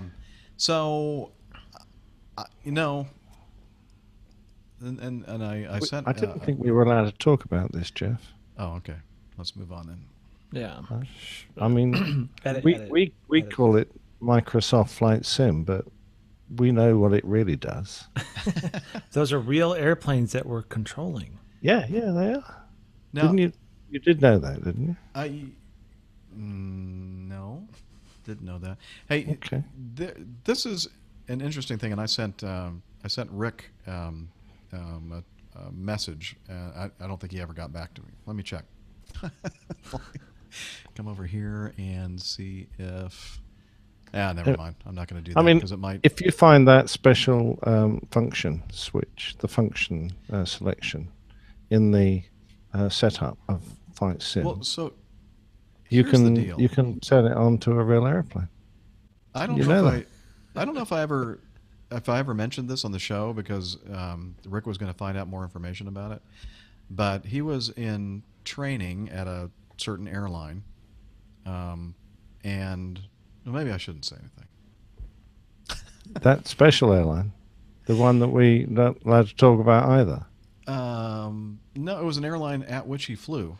Oh, okay. And in the training materials, there was like an illustration, part of the training program, and there was some reference to a capability of that airplane that he was flying at the time for ground control to actually take control of flying the airplane. And I said, huh? And he goes, yeah. And he showed it to me. And I went, that can't, what? And he goes, I'm going to try to see if I can find out more information about that. And never heard, maybe he found out more information about it. Well, that's when, I think that's when they took him out and they put that That's other why we bloke. haven't heard from him. Exactly. That's why they put that other bloke that looks like him. And he wouldn't come on the show because we'd, of course, have recognized that it wasn't the real Miami Rick. Do you think that they've done such a good job of replacing him with this fraud that not even Steph could tell when she visited him last week? She was right there. Yeah. Well, maybe she's part of it. Perhaps Steph's part. Yeah. I mean, perhaps Steph is. Wait a minute. What is this? She's going to coming Berlin to run a marathon. And then she's going to Japan. Yeah. Uh-huh. Yeah. Oh, yeah. Well, they build a lot of robots in Japan. Perhaps she needs her battery replacing after the marathon because you'd lose a lot of your battery up if Yeah. you ran a marathon. She's using up a And- lot right there. Yeah, they make a lot of robots in Japan. And after running that much, you Yeah, move yeah. pretty robotic. Oh At yeah, least I do. Very stiff. So, you know what? I think in order to prevent us from exposing ourselves, and you certainly don't want us to expose Wait, are you? No, I'm just going to, you know what? Okay, I'm sorry. No, the way you set this up is not robotic. I'm that's going for to go sure. ahead and stop because I just don't want to get in trouble. Okay? So, so you didn't hear any of this, all right? All right, let's move on. Nothing. We know nothing. There's not a police car outside my house either. Well, there will be soon. All right. We have some audio feedback from our good friend George. George, what do you have to say? Hi, this is George Nolly from the Ready for Takeoff podcast. Two things I wanted to comment on from your previous podcasts. One had to do with alcohol testing. When I retired from United, a while later, I went over and flew out of India for 3 years. And at this airline I flew with in India, they would alcohol test us before every flight. There was a medical doctor who would have us breathe into a breathalyzer, and then he would sign an official form, and we would sign it to verify that we had no alcohol in our system.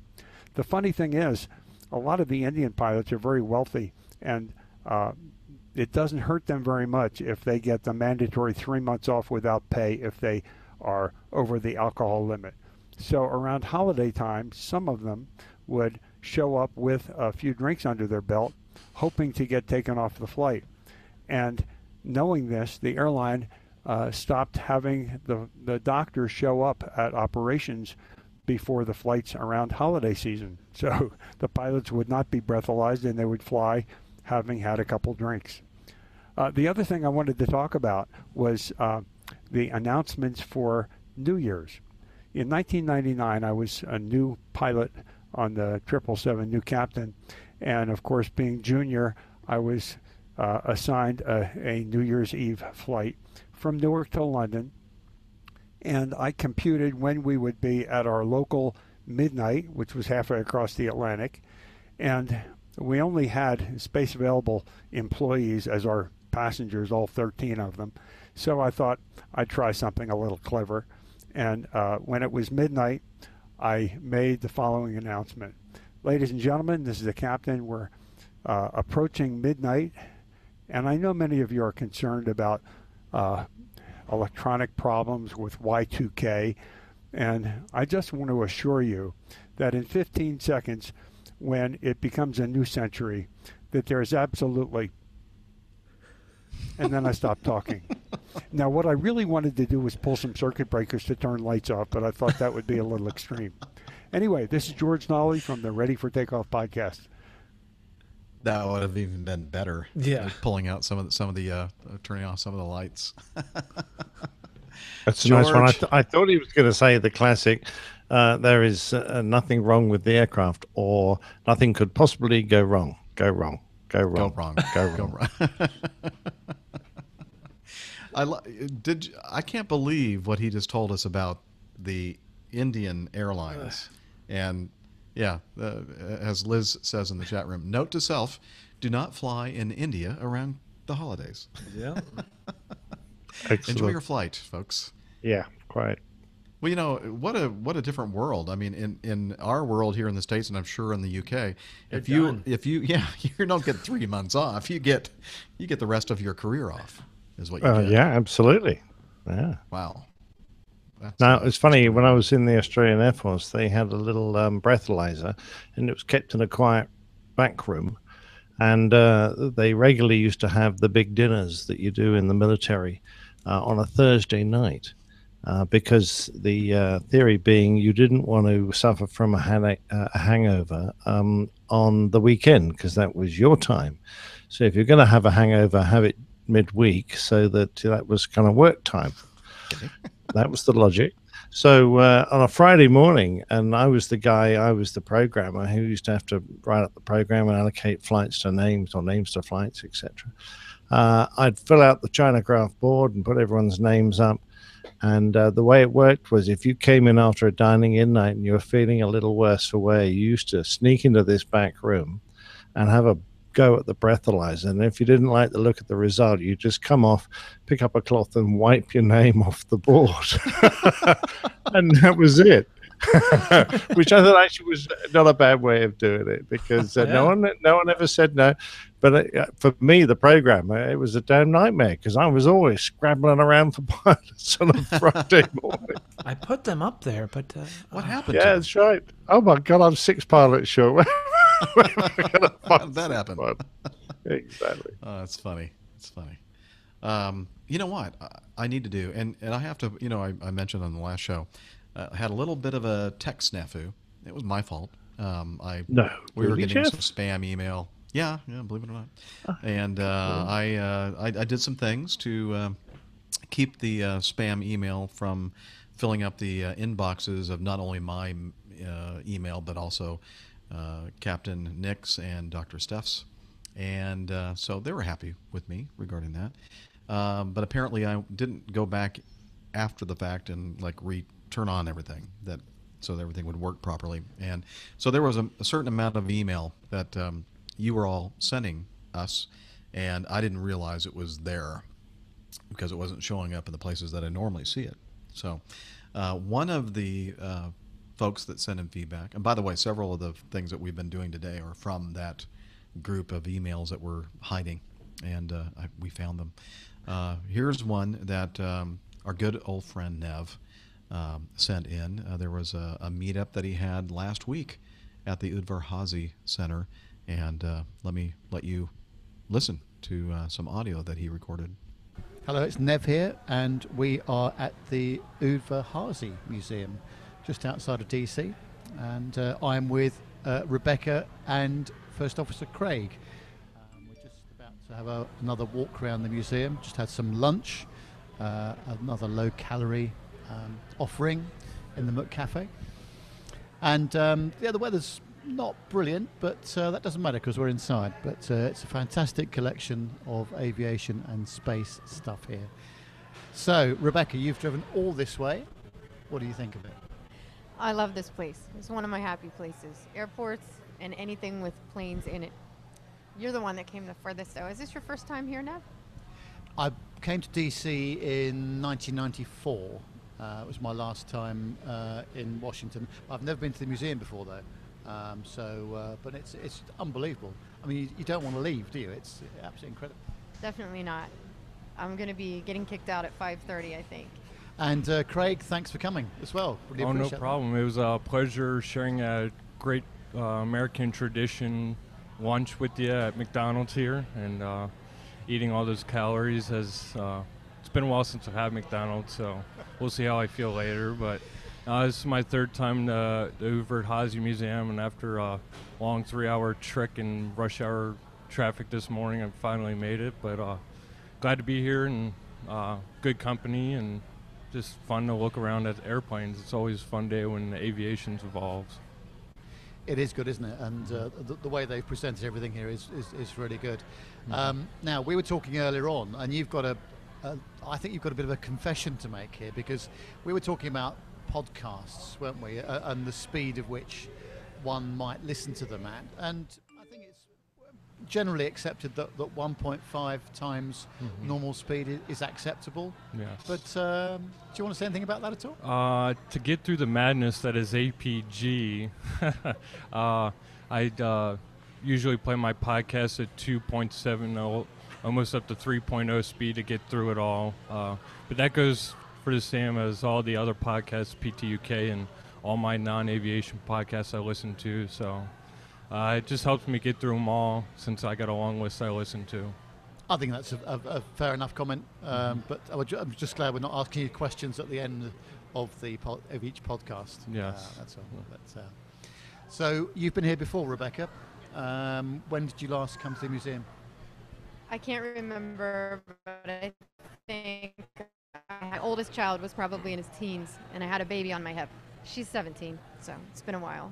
I think I'm going to see some new things today. Coming straight to the McCafe I just put my blinders on. I didn't look out at the museum at all, as I knew I was coming here. So I can't wait to see what I'm going to see. It will be different.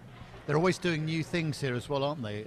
From what I've seen and what I've read about the museum, and Mike was telling me a while ago about some of the new displays they've got, and it's very well presented, isn't it? It's such a huge hangar, huge facility. Absolutely, yes. And I don't know, maybe the clouds will part and we can see the observation deck, which is also quite impressive. But right now, I don't think we're going to see very much. Earlier, when Nev and I were here before you joined up, took a look at the weather and the forecast for around here. It looks as though the weather might clear up around 2 o'clock or so, so maybe you two will be able to take a look when I have to leave. So hopefully that will work for you guys. That'll be good. Looking forward to that. Well, guys, great to meet you, and thanks very much for coming. Thank you for coming from so far, and you too. Yeah, thank you, Nev. Thank you very much, Nev, and Rebecca, and First Officer Craig. Now it's time to move on. More feedback. I can't even do it. That's gonna be like 6 times speed when he listens to it. What was that noise? And yes, Nev, those notification sounds were not in your original recording. I'm new at this whole thing, and I thought I'd turned off the notifications on my iPad, but apparently not. Anyway, that'll be fixed in post. All right. Thank you very much, Nev, for taking the time to record that. And Rebecca and First Officer Craig, sounds like they all had a great time. That's an amazing I'm museum. envious. I'd love to go to that museum. I've only ever been to the Smithsonian in the middle of town, because that's the only one I can easily get to on my 48-hour layover. Getting back out to the airport again is quite a hassle for me. So I'm still haven't been there. You need to, if you ever have a chance of you're laying over somewhere near Dulles itself, you should take the time to do it. It's really cool. Oh, sure.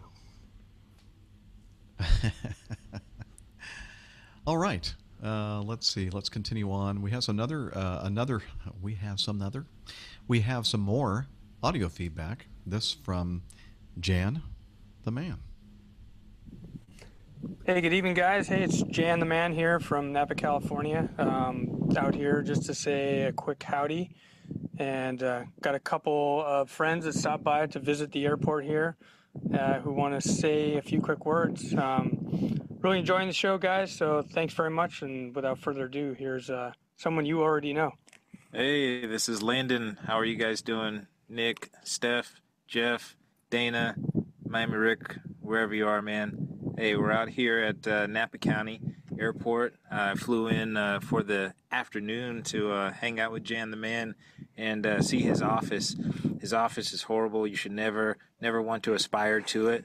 All he does is just flies around at 3,500 feet all around the San Francisco Bay and has like a really awesome view. You would hate it. Just kidding. It's awesome. He has the best job in the whole wide world. I probably would have kept my gun and badge and continued on doing it if I had a unit, if I was blessed like him. But neither here nor there. But it's good to be out here hanging out with Jan. I brought a good friend of mine who's also a big-time aviation geek. Go ahead, Nick. Good afternoon, everybody. My name is Nick. Here with my friend Landon, and just had the pleasure of meeting Jan today. It's a great experience, and feeling like a kid in a candy store. Up here aspiring to get towards some lifelong dreams here of becoming a pilot myself. So this is an awesome opportunity. Sunset to the San Francisco Bay Area up here in Napa. It's really awesome. It's going to be a nice little flight this evening, and looking forward to it. All right. I'll try and take some pictures. And Nick does something actually really, really cool. Contrary to this podcast, I drive trains. Yeah. Hey, we got trains, planes, and automobiles here. Yes. It's all good. Everything's represented. But, hey, thanks, guys. This is Jan the Man, Landon, and Nick all signing out. And Landon and Nick are about to go up in a Piper right now for a little evening stroll before Landon heads back to... Head back to San Jose Reed Hillview Airport for all the South Bay pilots. Reed Hillview. Jeff Moeller, hope you're doing well. You hang in there, buddy. And Anissa, stay strong. All you guys down there in the South Bay. All right. All right. We'll keep the blue side up. That's right. Jan the Man from Napa signing off. Take care, Nick. All right. Thank you, guys. Have a good evening. All right, Jeff, Nick, Steph, Dana, we'll see you guys later. Jan the Man signing out from Napa. Have a good one. See ya. Hey, thanks, guys. Yeah, I'm Jeff Mueller. It sounds like is he okay? I don't know what's going on there. And Anissa, Jeff, if you're sick, are all of the thoughts and prayers coming from the APG community are headed your way. So I hope to hear about what's going on there. But Jan and Landon and now a new APGer, Nick, train operator. Very cool. Sounds like they had a great time, and it sounds like they were pretty close to Hurricane Irma. Yeah, it was blowing there. It was amazing. The winds were incredible. You can tell they were near an airport because when you get near an airport, especially in Northern California, it's very windy. That's for sure. Speaking of windy, Captain Nick, do you have anything to say? No, I don't, sir.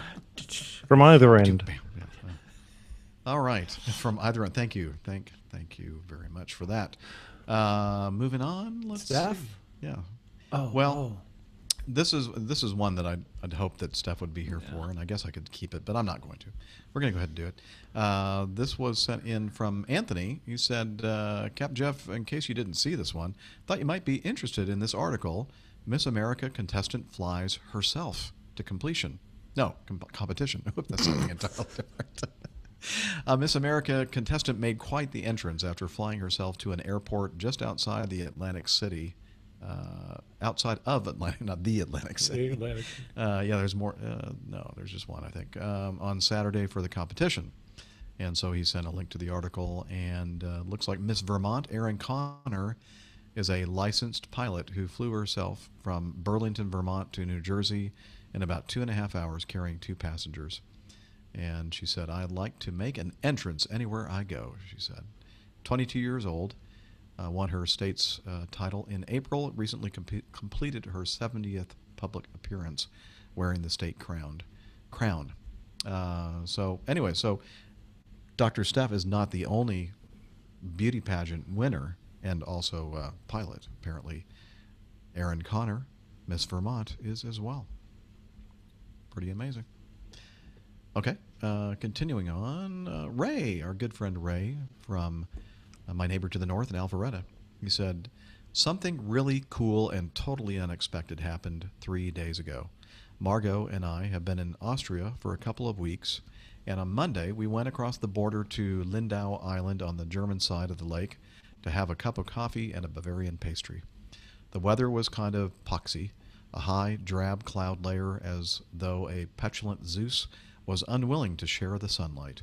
In a harbor cafe, we had a coffee and a slice of Bavarian cake, then later went back to the car park to get our car.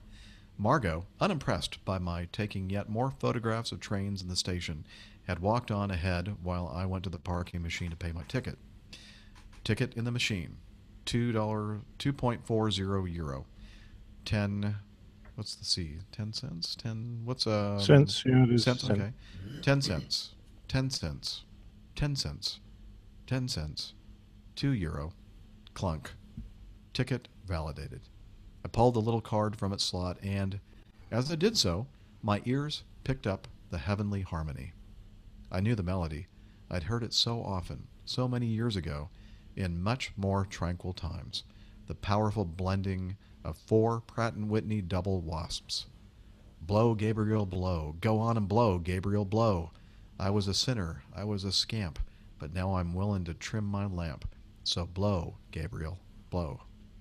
I think that was from, what's the name of the musical? Cole Porter, shoot.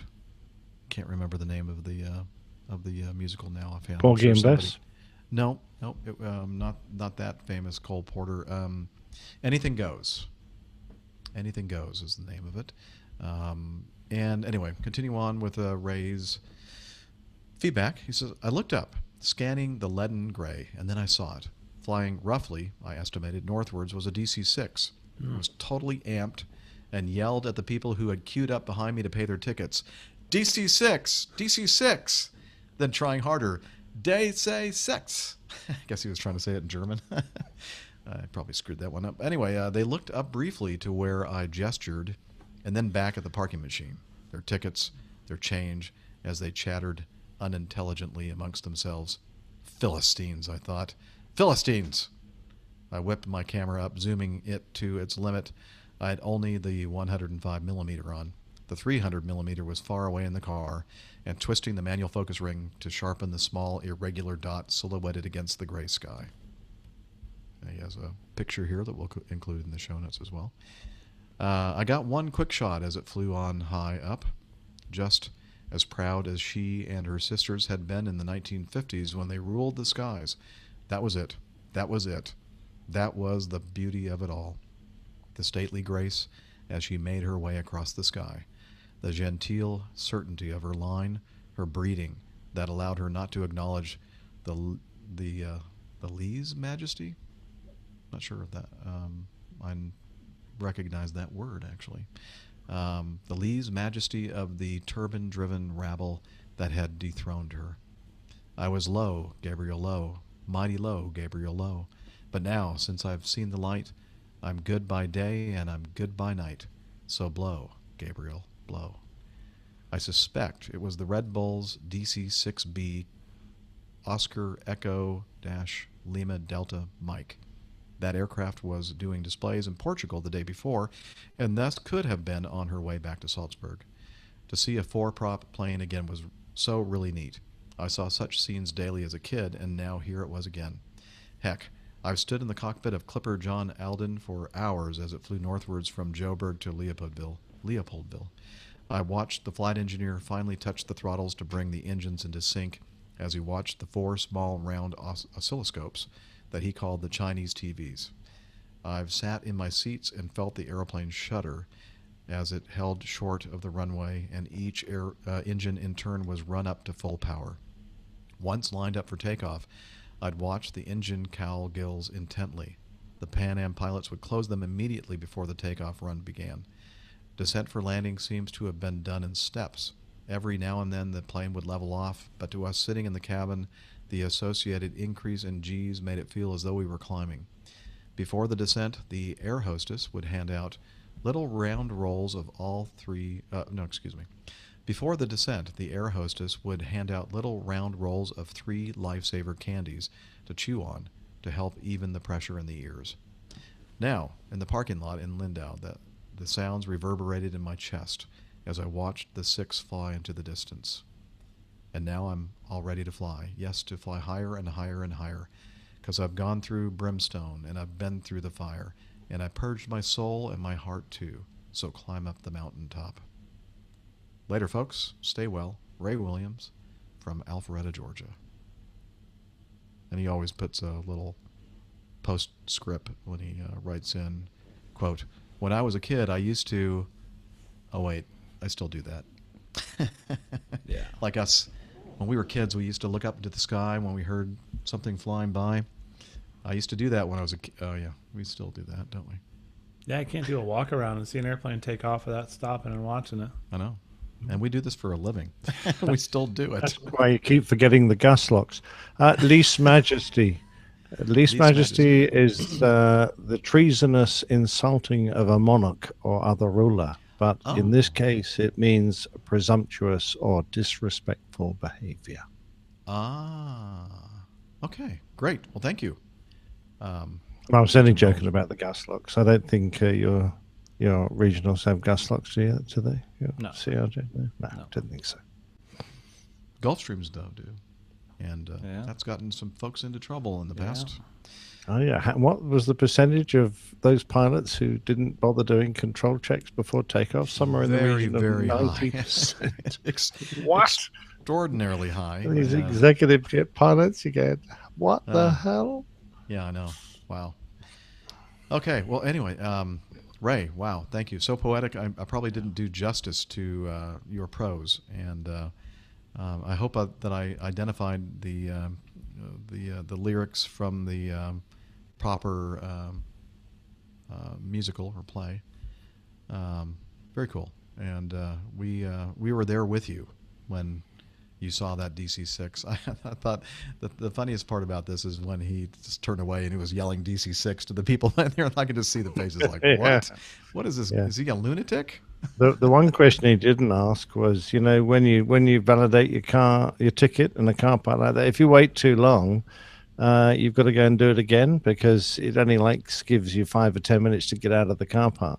Oh man! I just wanted to know if when he tried to leave, make it whether out? if they let him out or not. We'll have to ask him.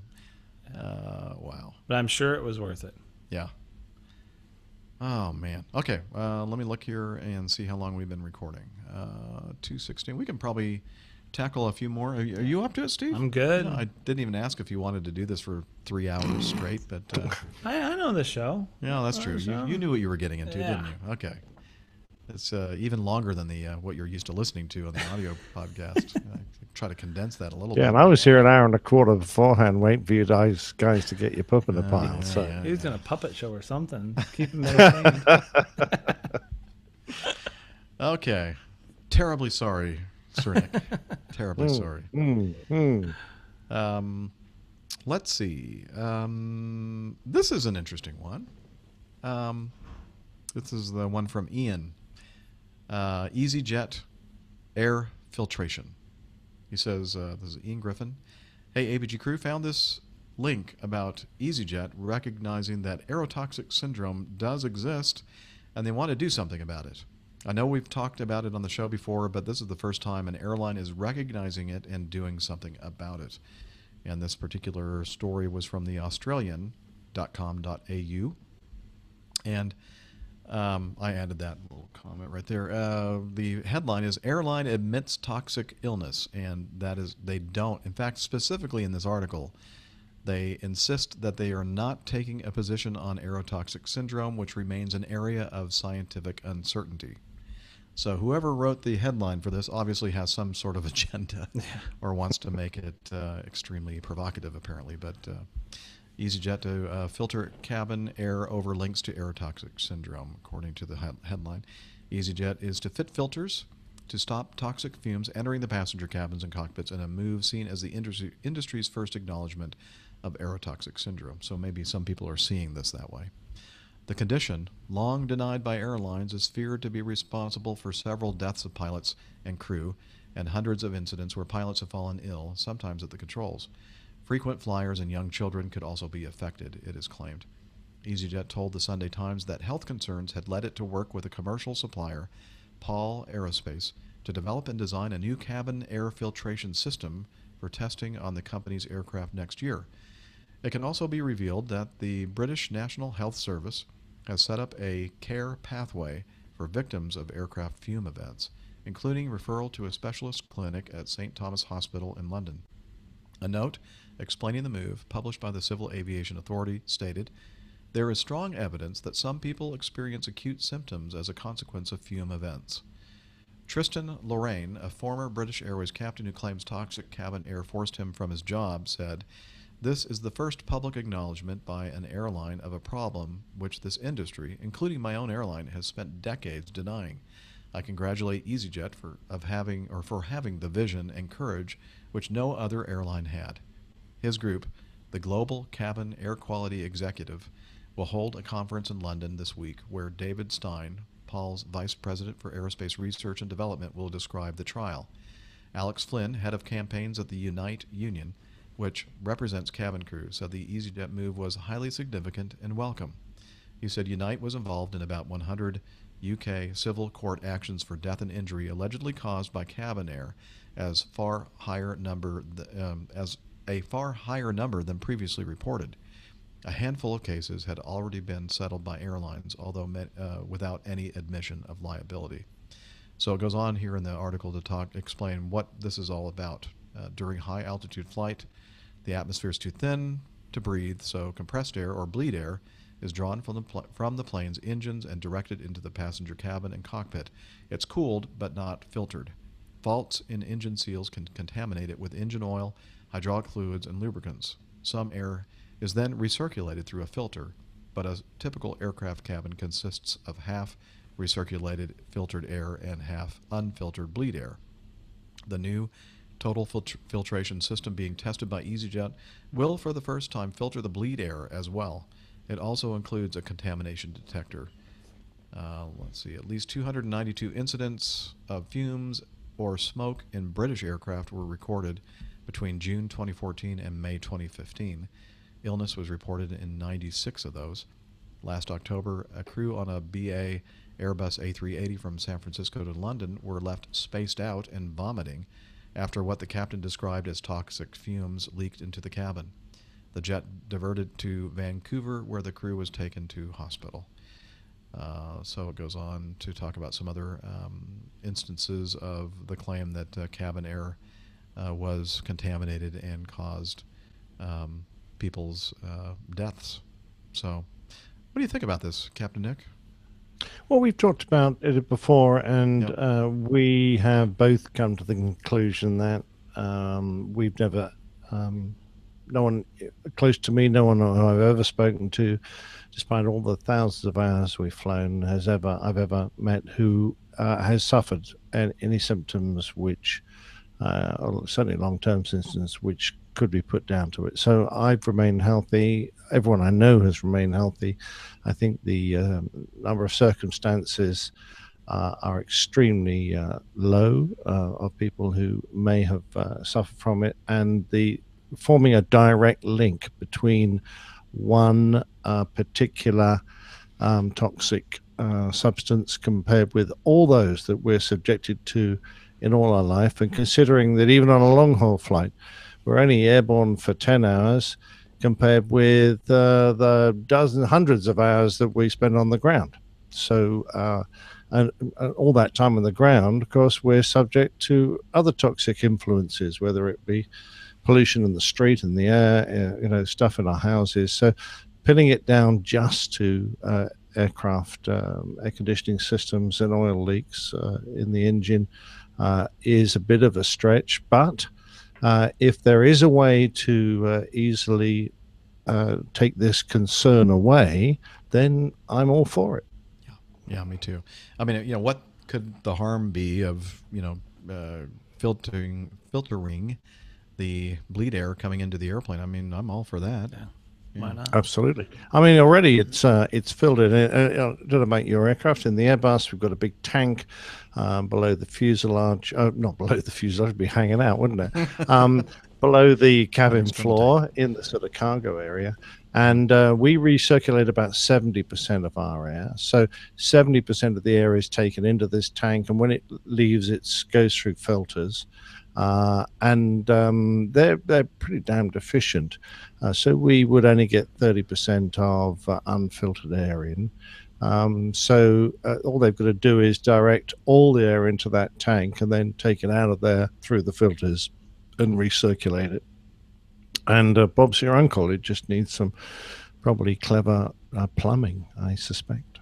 Yeah. Still doesn't help you for whoever you're flying with, like Captain Al. Yeah, that's right. Oh, that was sharp. I'm not sure that those filters take care of. Those are some serious filters. Yeah.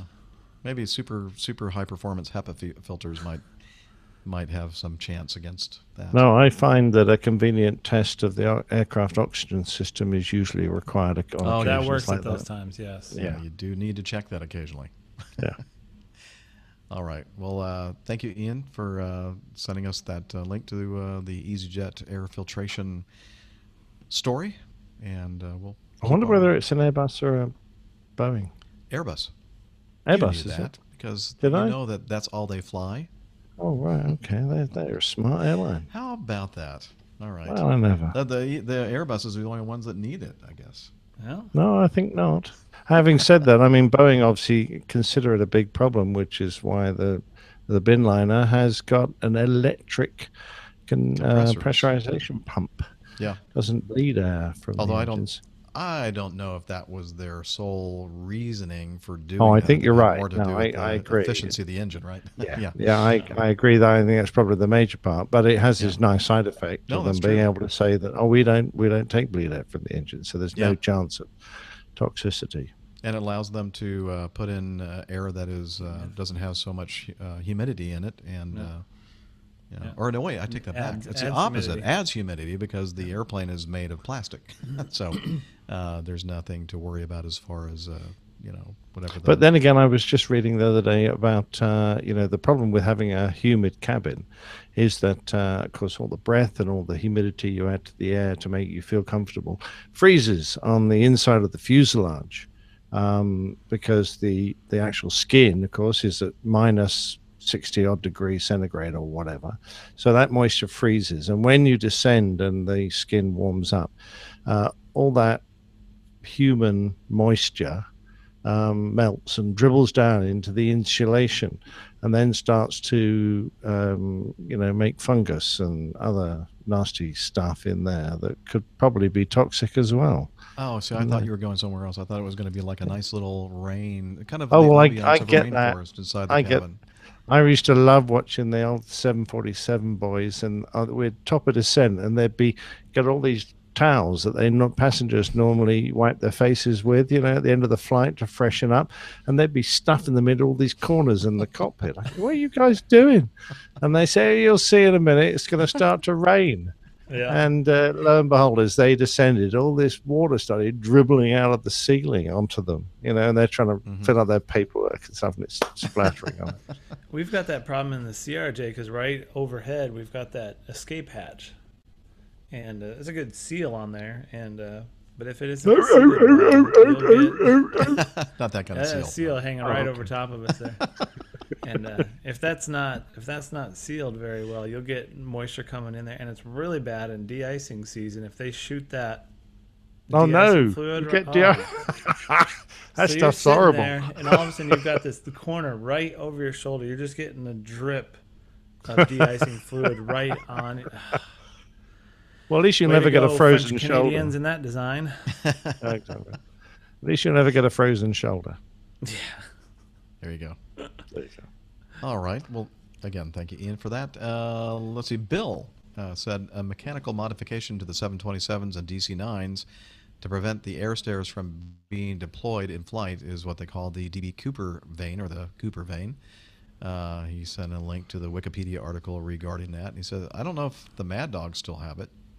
And I can tell you that they do not. At least the ones that we fly. The MD-88 and MD-90 series that we fly do not have the vane that automatically, due to wind stream or airstream pressure, moves over to block or keep the air stairs from lowering, inadvertently or whatever, or on purpose by a person who has a parachute and lots of money and wants to jump out and disappear forever. I was going to say, I'd never be found again. Yeah. So I'm not sure that really worked out for him. But what they did was, and we talked about it on the last episode, they actually just removed, there used to be a panel in the back where you could operate or drop the air stairs from the inside in the cabin, and they removed that or blocked it off or something.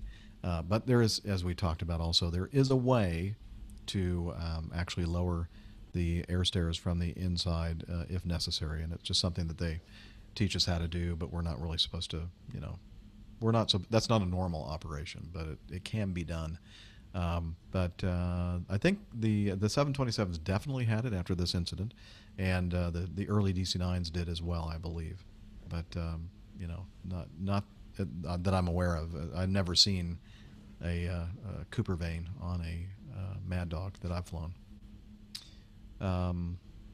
Here's an interesting one as well. Ahmad, he's been away from the community. He said it's been a long time since I did my feedback or any feedback on the show. That's no thanks to the major distraction that Nigeria's recession posed.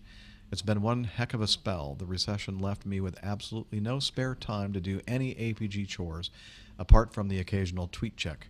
The good news is Nigeria has recorded the onset of recovery from the recession, and I hope Nigerians have learned the appropriate lessons from it. I have a weird question this time, which is, can the sonic boom / shockwaves from one or more aircraft flying side by side anywhere between 10,000 and 20,000 feet above the top of a hurricane have any disruptive effect on the hurricane? Like I said, it's a weird question. I get weird stuff like that running through my mind every now and then. It came up as I thought of all the people who had a tough time with extreme weather this year all over the world.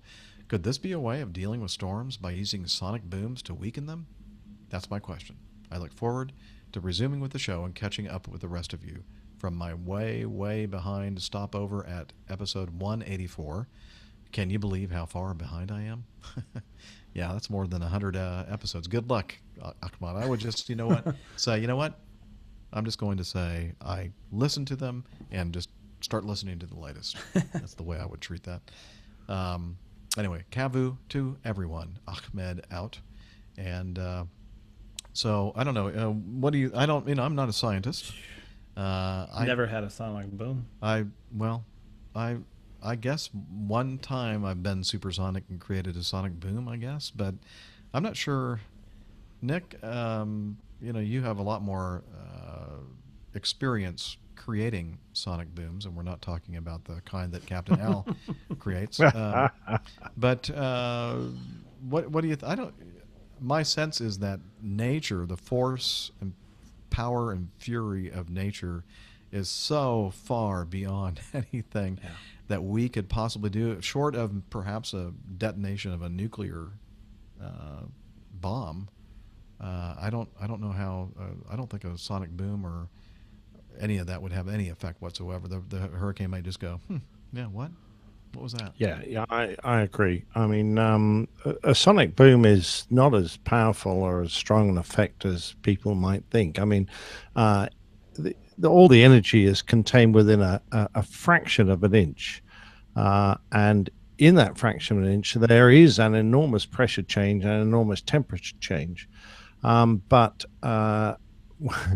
it is relatively a large change in a tiny area, but that is actually overall quite a small effect.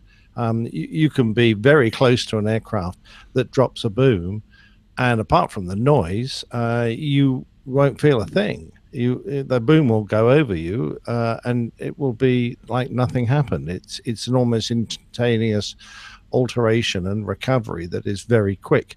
So you can formate on an aircraft. You can have. I've passed aircraft within a few feet of myself where we've both been supersonic in opposite directions or even in the same direction, and you know, you wouldn't even know there was a disturbance there. So I'm comparing that with this huge volume of air that is circulating and has an enormous pressure drop in it, but it's spread over a vast area. It is a huge and powerful force. I don't think a sonic boom, even a lot of them, is going to have anything in it. Anyway, the whole concept of a tropical revolving storm is it's pressure driven. It's rotating because of the circulation, so the spin of the Earth. It's the Coriolis force that's forcing it to rotate, and it's got this vast amount of energy that it's picked up from the warm water that is speeding it up. And I do not see how a sonic boom would even have the smallest effect on it. Really, honestly, absolutely nothing, I'm afraid. But nice idea. But I wish it was would be something, you know, that we could look at. But I wouldn't have thought. We like so. where your mind is. Where is my mind? I haven't a clue. I left it. I think I left it in the bed. So I've lost it. I was referring to Ahmed. What were right, you thinking? I thought you were talking about Captain Nick. No. No, we know we're never going to find that. You know what, Ahmed? I don't know if you remember. He has sent us feedback, and I've published within the show notes of episodes long ago.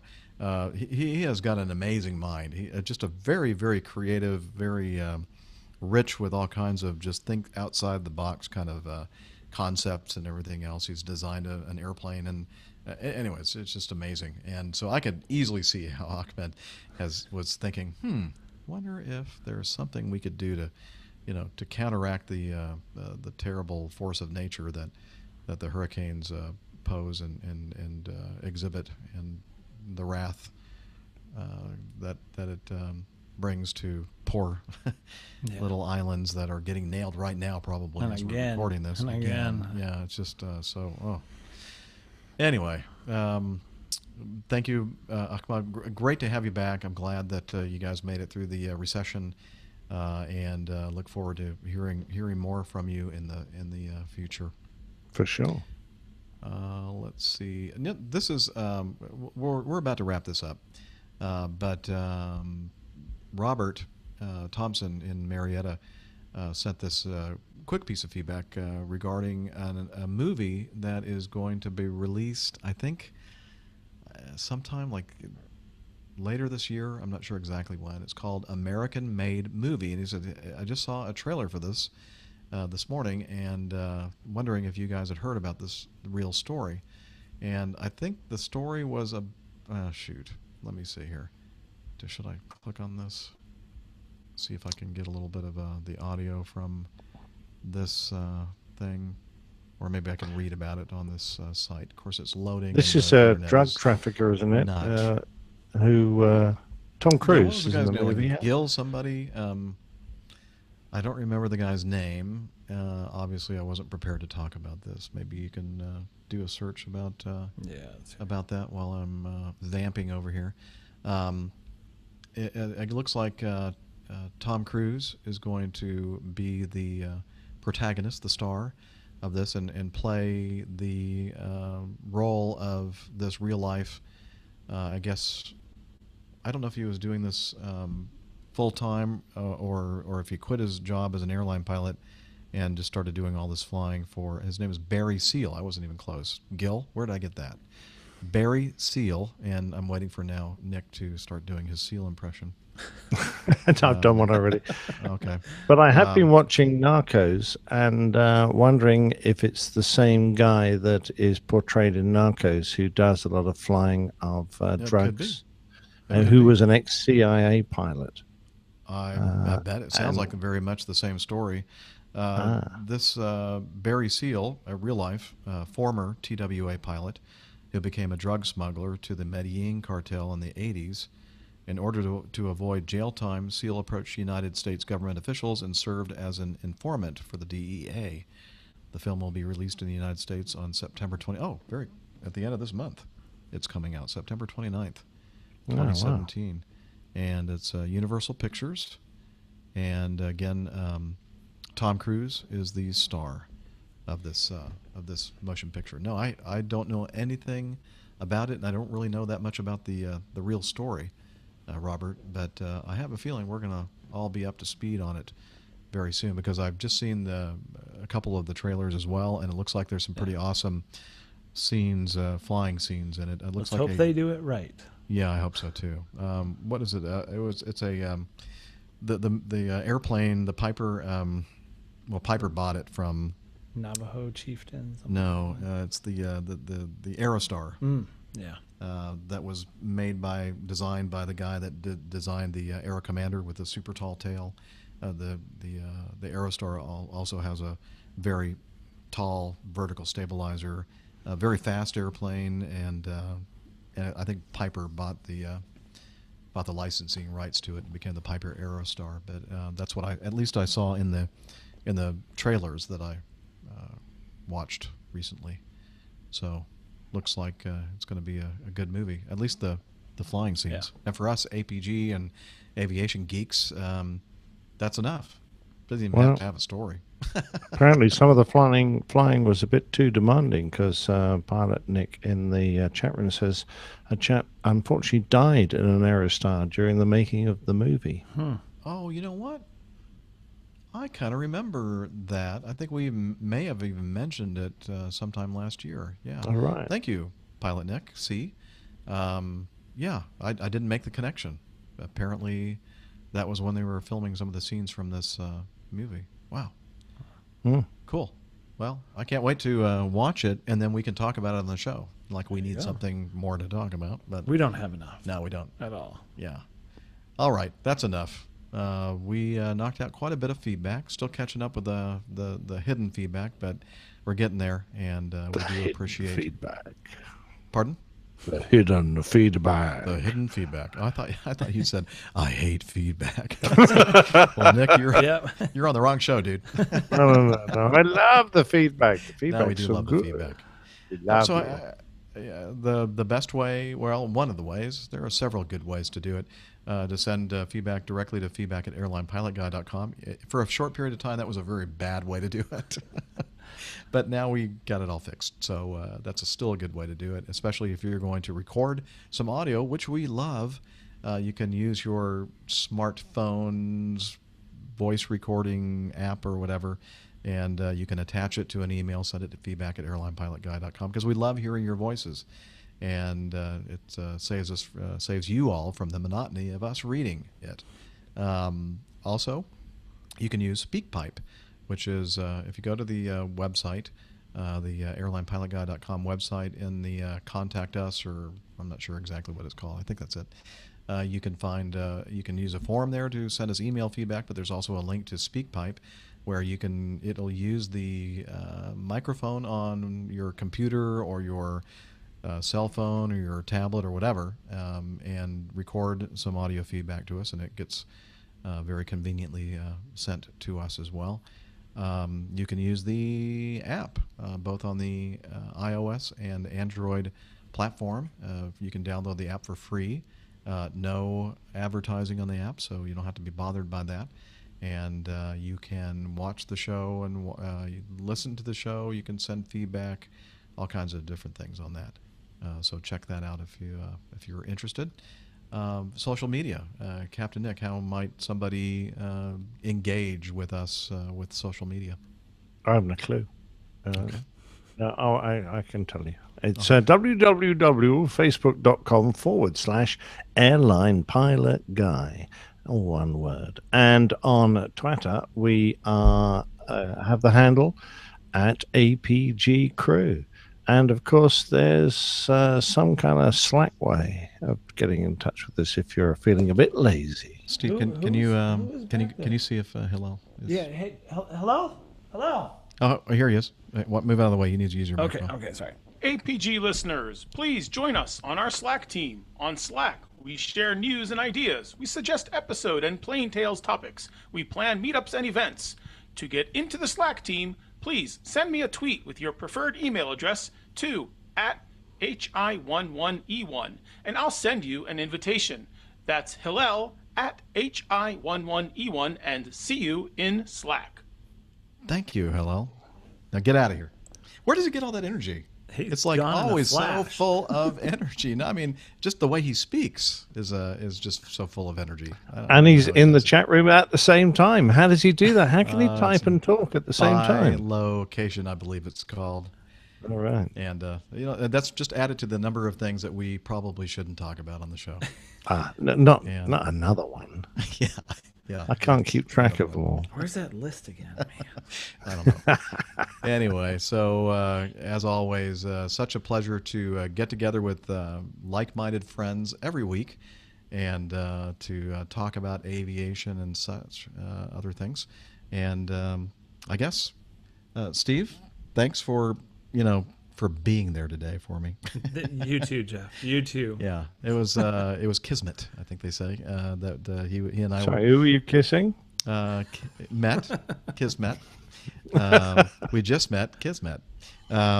Anyway, and so I'm glad you were able to join me as my co-host here in the wonderful hotel studio on the Riverwalk. And oh, by the way, very soon we're going to be meeting up with a couple folks here in San Antonio. I know that if you're listening to this live and you just happen to be in the San Antonio area, I know it's a stretch, but if so, we're going to meet up somewhere at 6 o'clock.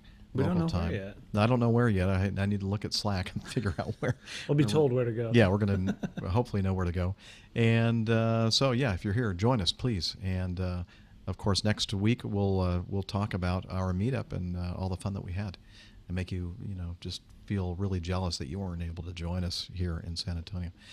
And until next time, wishing... Oh, anything else you want to say? It's funny because you sent me an email or a text or something like that and said you were on... I guess you were on somebody's show, but then for some reason in my head I thought maybe you were starting your own podcast. No. I just ran across that Mission Pilot show. Yeah. Just ran across them, sent it to you a while ago. Okay. And just happened to stumble across it just because we need another aviation podcast. Yes, because our time is... That's right. We have all the time in the world, and you need as many aviation podcasts to listen to as possible. Anyway, so but I wouldn't be surprised if someday this guy here is going to have his own show.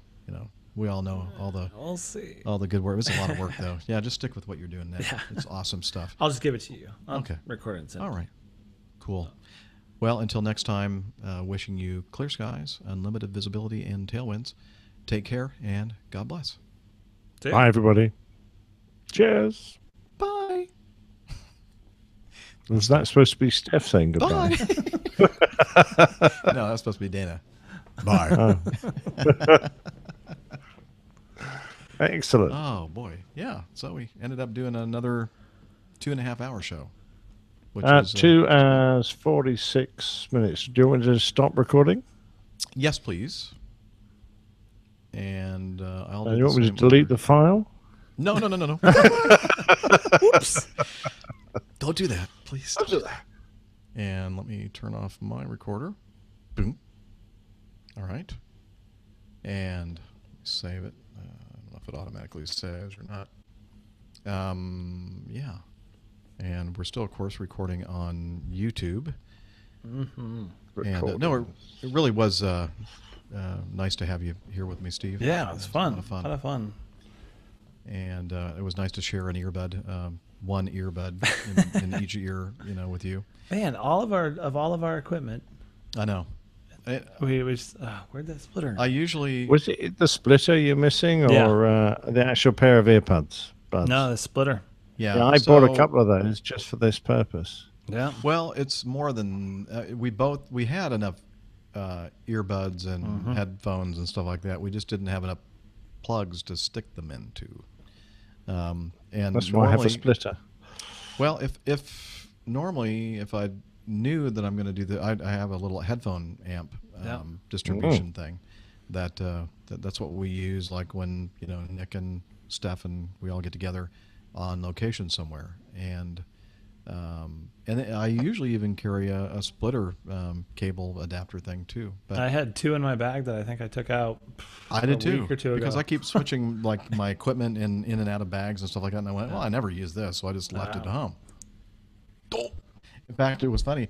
I asked Steve. I said, "Well, you said, do you have your mic with you?" He goes, "Yeah, I got my mic with me."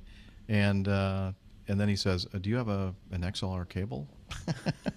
How are you going to use that without the XLR cable? Yeah, usually the XLR cable's with it. Yeah. And I picked it up and left. So if you're going to cable. record an episode, you're going to have to. Yep, I'm gonna have to figure borrow something another out one, tonight. or use this one from your hotel. You're going to do it tonight, right? We were gonna. Okay. Or tomorrow. Yeah. Because we're here forever tomorrow. Yeah. So you just hold on to that a little bit longer, I guess, right? Yeah, We probably I'll won't see. miss that. So that's just a short one. So Yeah. I don't think they're going to use that for anything. Yeah, we'll see what happens. Yeah. See what happens. We'll figure something out. Yeah. So yeah, it was kind of one of those strange things where if I had what I normally carry with me, this wouldn't have been a problem at all. In fact, usually I have an extra mic. So for some reason, I just didn't anticipate this happening. But I'm glad. I'm actually curious. I think it was Micah was in the chat room talking about the difference between the 2 microphones. That you could hear a difference.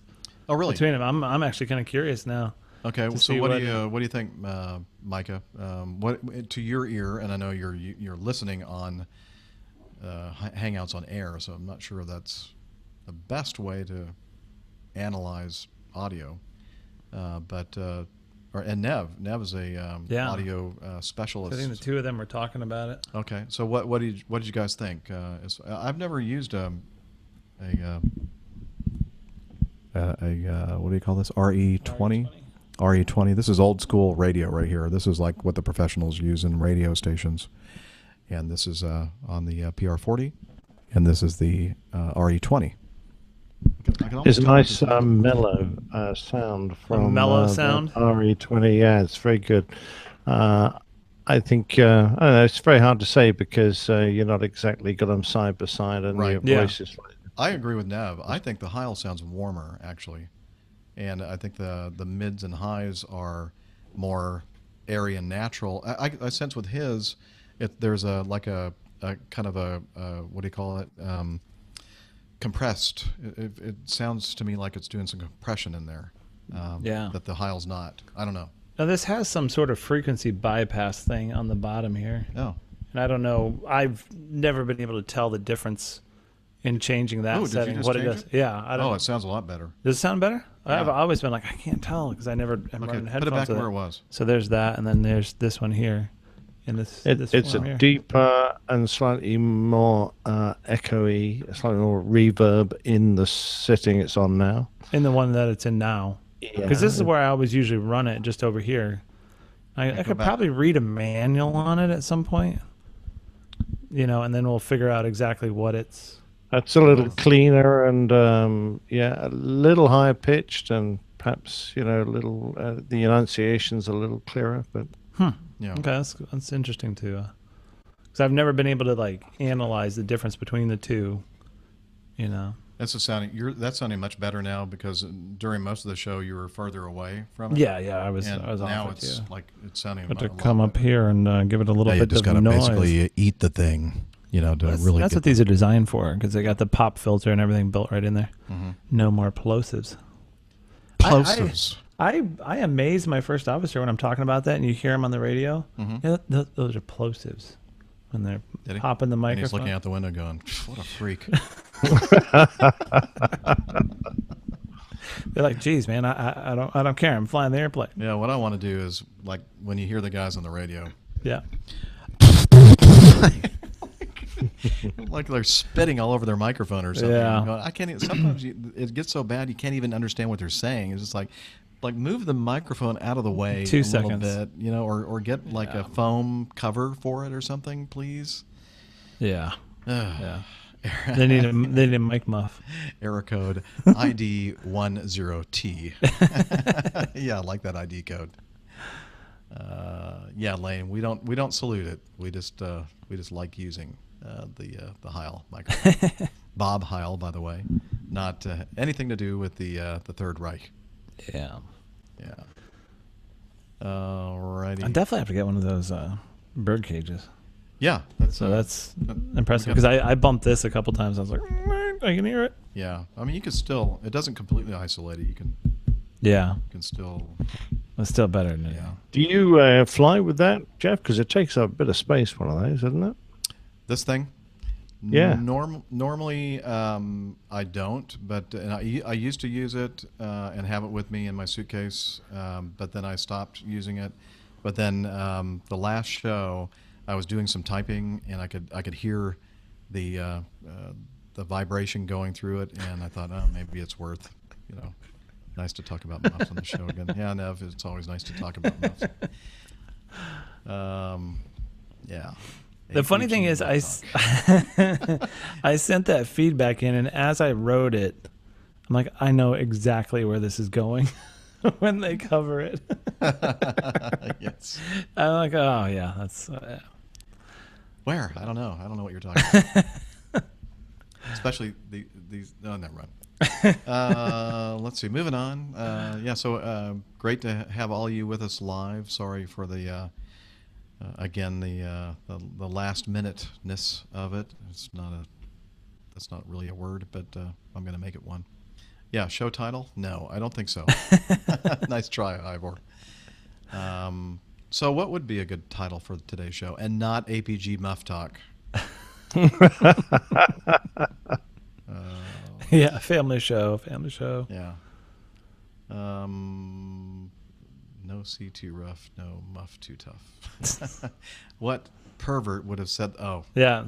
I can't. I've heard that from a dive instructor before. Yeah. It's famous. Little chap, you'll have to listen through and dream something up. Yeah. You could call it "How We Got Here." Yeah. No. No. No. We just got here. Oh well. What was that? What was that tattoo that Jeff was gonna get? Oh, we'll fix that in post. Yeah, I'll just fix that in post. Yeah, the DC-6. There you go. You know, Benedict. That is when you hear those things going over. You hear normal piston airplanes, and you hear jets going over. Then you hear a radial, and it is just completely different than what we're used to hearing. And you're just like, whoa, what? Yeah.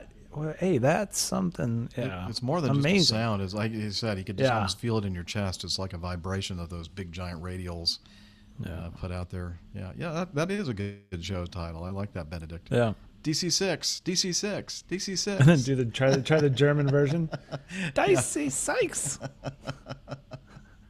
I like it. See what happens when Steph leaves. Yeah. Or what happened to Steph? Yeah. All right. Yeah, it's going to be a busy few weeks. Earbud buddies. What? Earbud buddies. No. No. We went through that one already. Yeah. In fact, we thought about just canceling the show because we didn't want to do this. No splitter. We're done. We're out. Oh, yeah, Merlins. Oh, whew. Those engines, man. I think I saw, or I guess I must have heard one at Oshkosh because there were a couple of P-51s. I think all of them have the Merlin, don't they? I'm not sure. They well, it was a should. useless bloody airplane without it. Yeah. Yeah, it would be. Well, didn't the A and B models have the Allison engine? Oh, I don't know. And then they got the C and Ds later on that had the big Merlin engines that could keep up with everybody. I bet there are people in the chat room right now that know all about that. Oh, yeah. Yeah, the there you A go. models had the Allisons. There we go. So I told you, man, these people are smart. Yeah. They're basically our brain. No, but they did put something in it. The very later models, they had something other than the Merlin, and I can't remember what it was. It wasn't the Griffin. It was something else. Another Rolls Royce? I'm not sure, actually. Tell the truth, I'm not convinced it was. Okay. Someone wiki it, for heaven's sake. I wish we had the technology to figure that out. Yeah. Let's Siri. see, pull up. There we go. Pull up some slackness. Yeah. Hello. How do I do this? Where is he again? Where are you, Hello? Come darn back. it. Well, he's moved to Well, the if you're ever chat down in room Palm now. Springs, down at the Palm Springs airport, there's a museum there, and I know that they have some P-51 people down there that fly those airplanes out of Palm Springs. So and they also have, don't they have a B-24 and stuff like that flies out of there? I don't know. Yeah. So I've been holding short for take on all of a sudden a P-51 goes ripping over in a low pass down the runway, and that's pretty impressive. Okay, this is from Jonathan regarding the meetup here soon. I think fellow Austinite ABGer and recent Airplane Geeks guest Nicholas Rizzo is going to is he Acme Flight Sim? Is that who this is? I don't know what his real name is.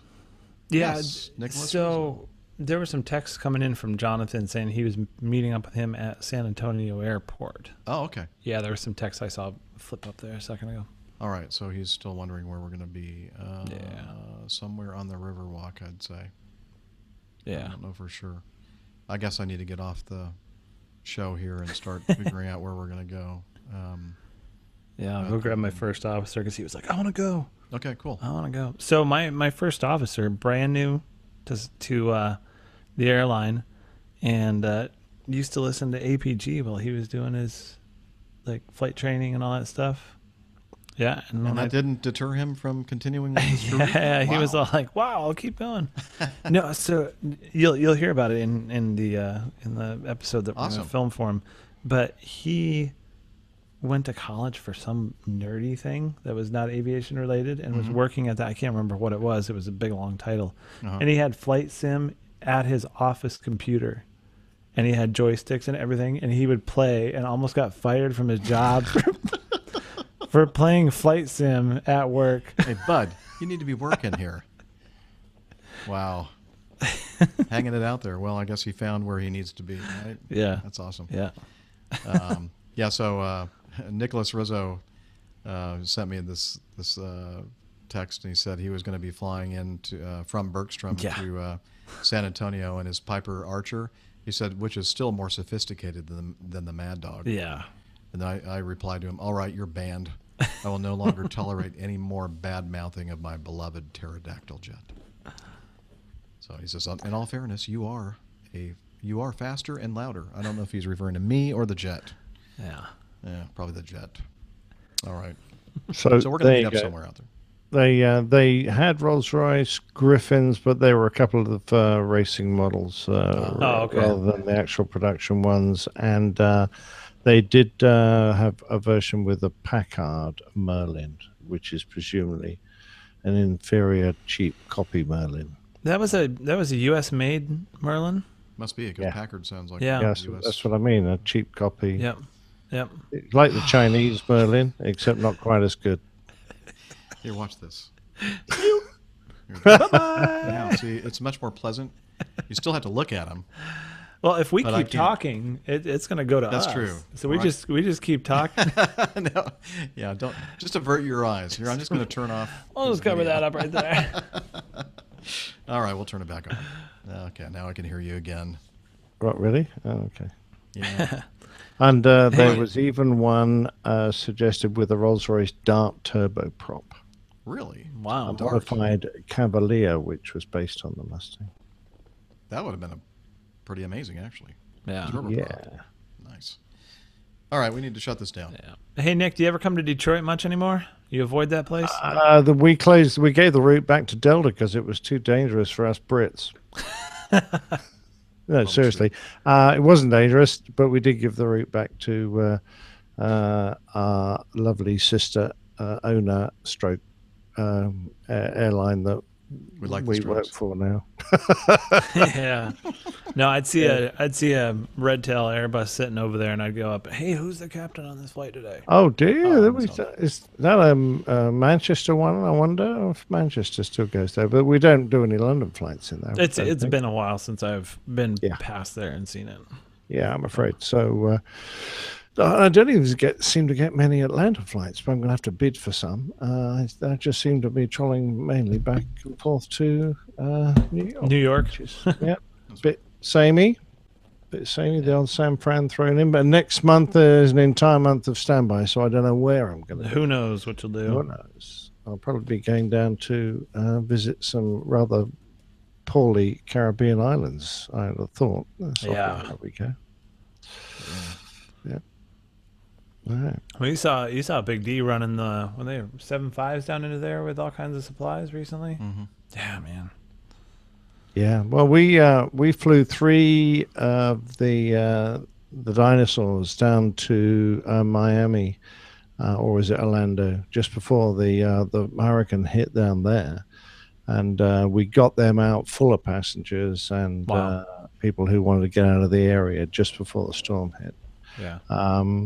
So they came out like within half an hour of each other because they just went down there in a sort of a collection, trying to get as many people out as they could. But I don't know what we're doing special, and I haven't been keeping touch with what they're doing into. You guys do a lot down to those islands.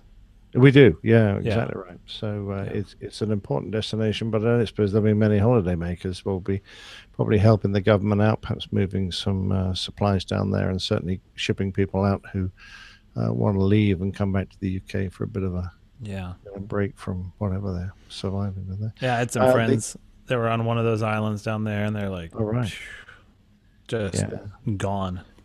Brian in the chat room, the island survived, but I think most of the buildings got wrecked, including Branson's luxury pad down there. That got pretty beat up.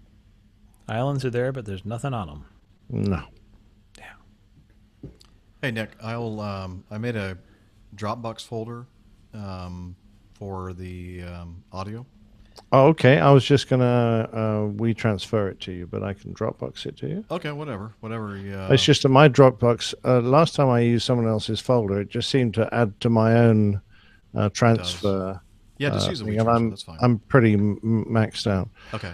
Which, just use WeTransfer then. Your which web email address? Not the feedback one, obviously, but one of your other ones. Yeah, airline pilot guy at Gmail. Okay. That'd be fine.